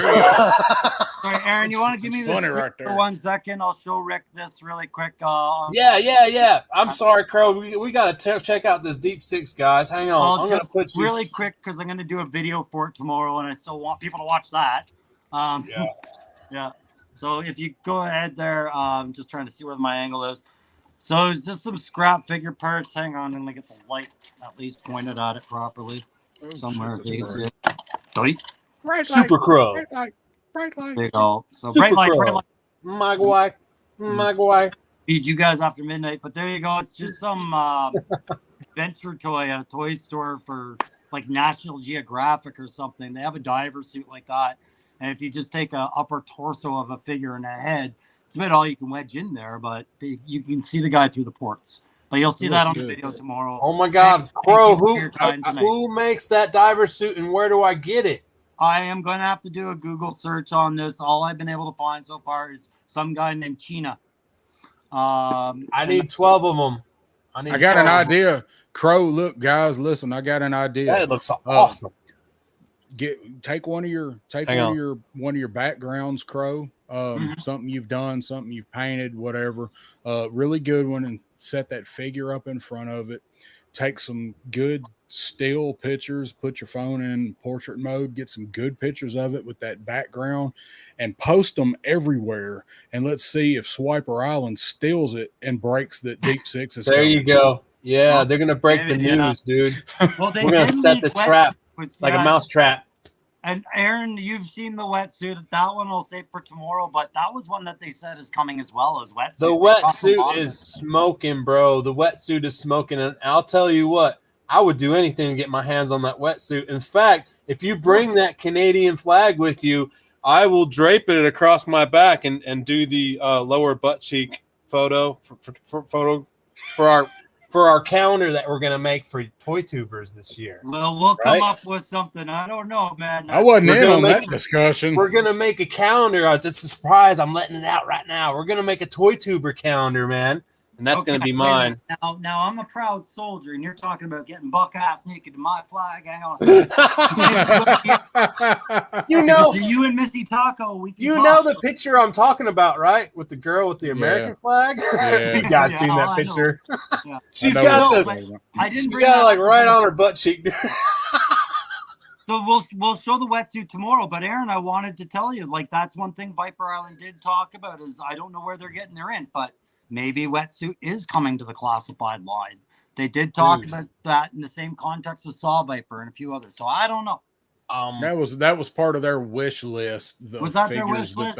That they believe is going to be announced soon. Because Leatherneck, we got Leatherneck coming, right? Yeah. I turned it on mute like everybody else, right? I just saw the picture. Yeah, we need wetsuit. Leathernecks. I think I hate to say it, I kind of do agree with the dude. I think wetsuit will be one of the name only reveals in June. Yeah. I mean, we won't get him till into 2025, but I do think wetsuit will be one of the name reveals that we get because we're probably going to get, 20. I'll tell you the biggest reason why I think it is, and it has nothing to do with that Marine Corps thing that I was talking about. Wetsuit's one of the few guys that doesn't come with a weapon that we can complain is too gummy. He doesn't have a weapon. It's one of the few Joes that doesn't come with one. So he'll be directly in line with the eel. So I bet he comes with a diver's knife. Yeah, he doesn't even come with a spear gun this time. Yeah, right? And I bet they don't paint it. I bet they won't paint the knife either. And I will say for the record, like I like wetsuit. I like the character. I love the wetsuit figure, and I really love that Brazil mission wetsuit that Toy Enhancer's got sitting over to his left. And what's the what? But I said I really love that Brazil mission wetsuit that you've probably got sitting over to your left. But I'm gonna go on record here and say Torpedo was a much better freaking character than Wetsuit was. I always felt that way too. He looked more traditionally, maybe recon diver to me, but well, even his personality, like if you watch the cartoon, which I liked because him and Leatherneck had that banter, but you know they only had that because of the Navy Marines thing. So, oh, is he? I only have the regular one out here. Okay, but Torpedo Man looks just like Crow's though. Where it was at. Oh yeah, Crow's spitting image of Crow's version. Crow's is smoking, dude. So in the Action Force line, which is the British equipment, he's from Toronto, which is why I said, okay, I'll do that, right? Yeah, I remember you saying that. Yeah. Yeah. But yeah, I didn't mean to pirate the end of this. I know we wanted to sum up, and you know us, we'll hang out in the back for a few minutes and shake out. But thanks to the chat, guys. Yeah, thank you everyone for hanging out so late with us tonight, and I appreciate it. And thank you guys. Sir. Thank you, my Joe Bros, for coming on this backyard battlefield and letting me host this time. Crow and Darren, I'm going to let you guys mud wrestle, or we'll fill a big pool up full of Jello, and I'll let you guys wrestle over who hosts the next show. So. Jello's easier to get off. Jello wrestling, there you go. I like that. Jello, but not green. Pudding, squishy. Pudding's not bad. Everybody loves good in pudding. Yeah, pudding. Yeah, baby. Yes, darling. All right, guys. Well, I appreciate it. Yeah, and yeah, thanks very much, Rick, Matt. I'm seeing the chat about the wetsuit and the leatherneck. Yes, I know they weren't the first to say it. It's yeah, everybody wants to have these new characters. Man, I can't wait for the next wave. Let's go. Yeah, it'll come. Like Matt says, it's coming. They're coming. Yep. All right, guys. Coming. Y'all have a good night, and I appreciate it. Thank you so much. And we will definitely catch you on the next time. See you.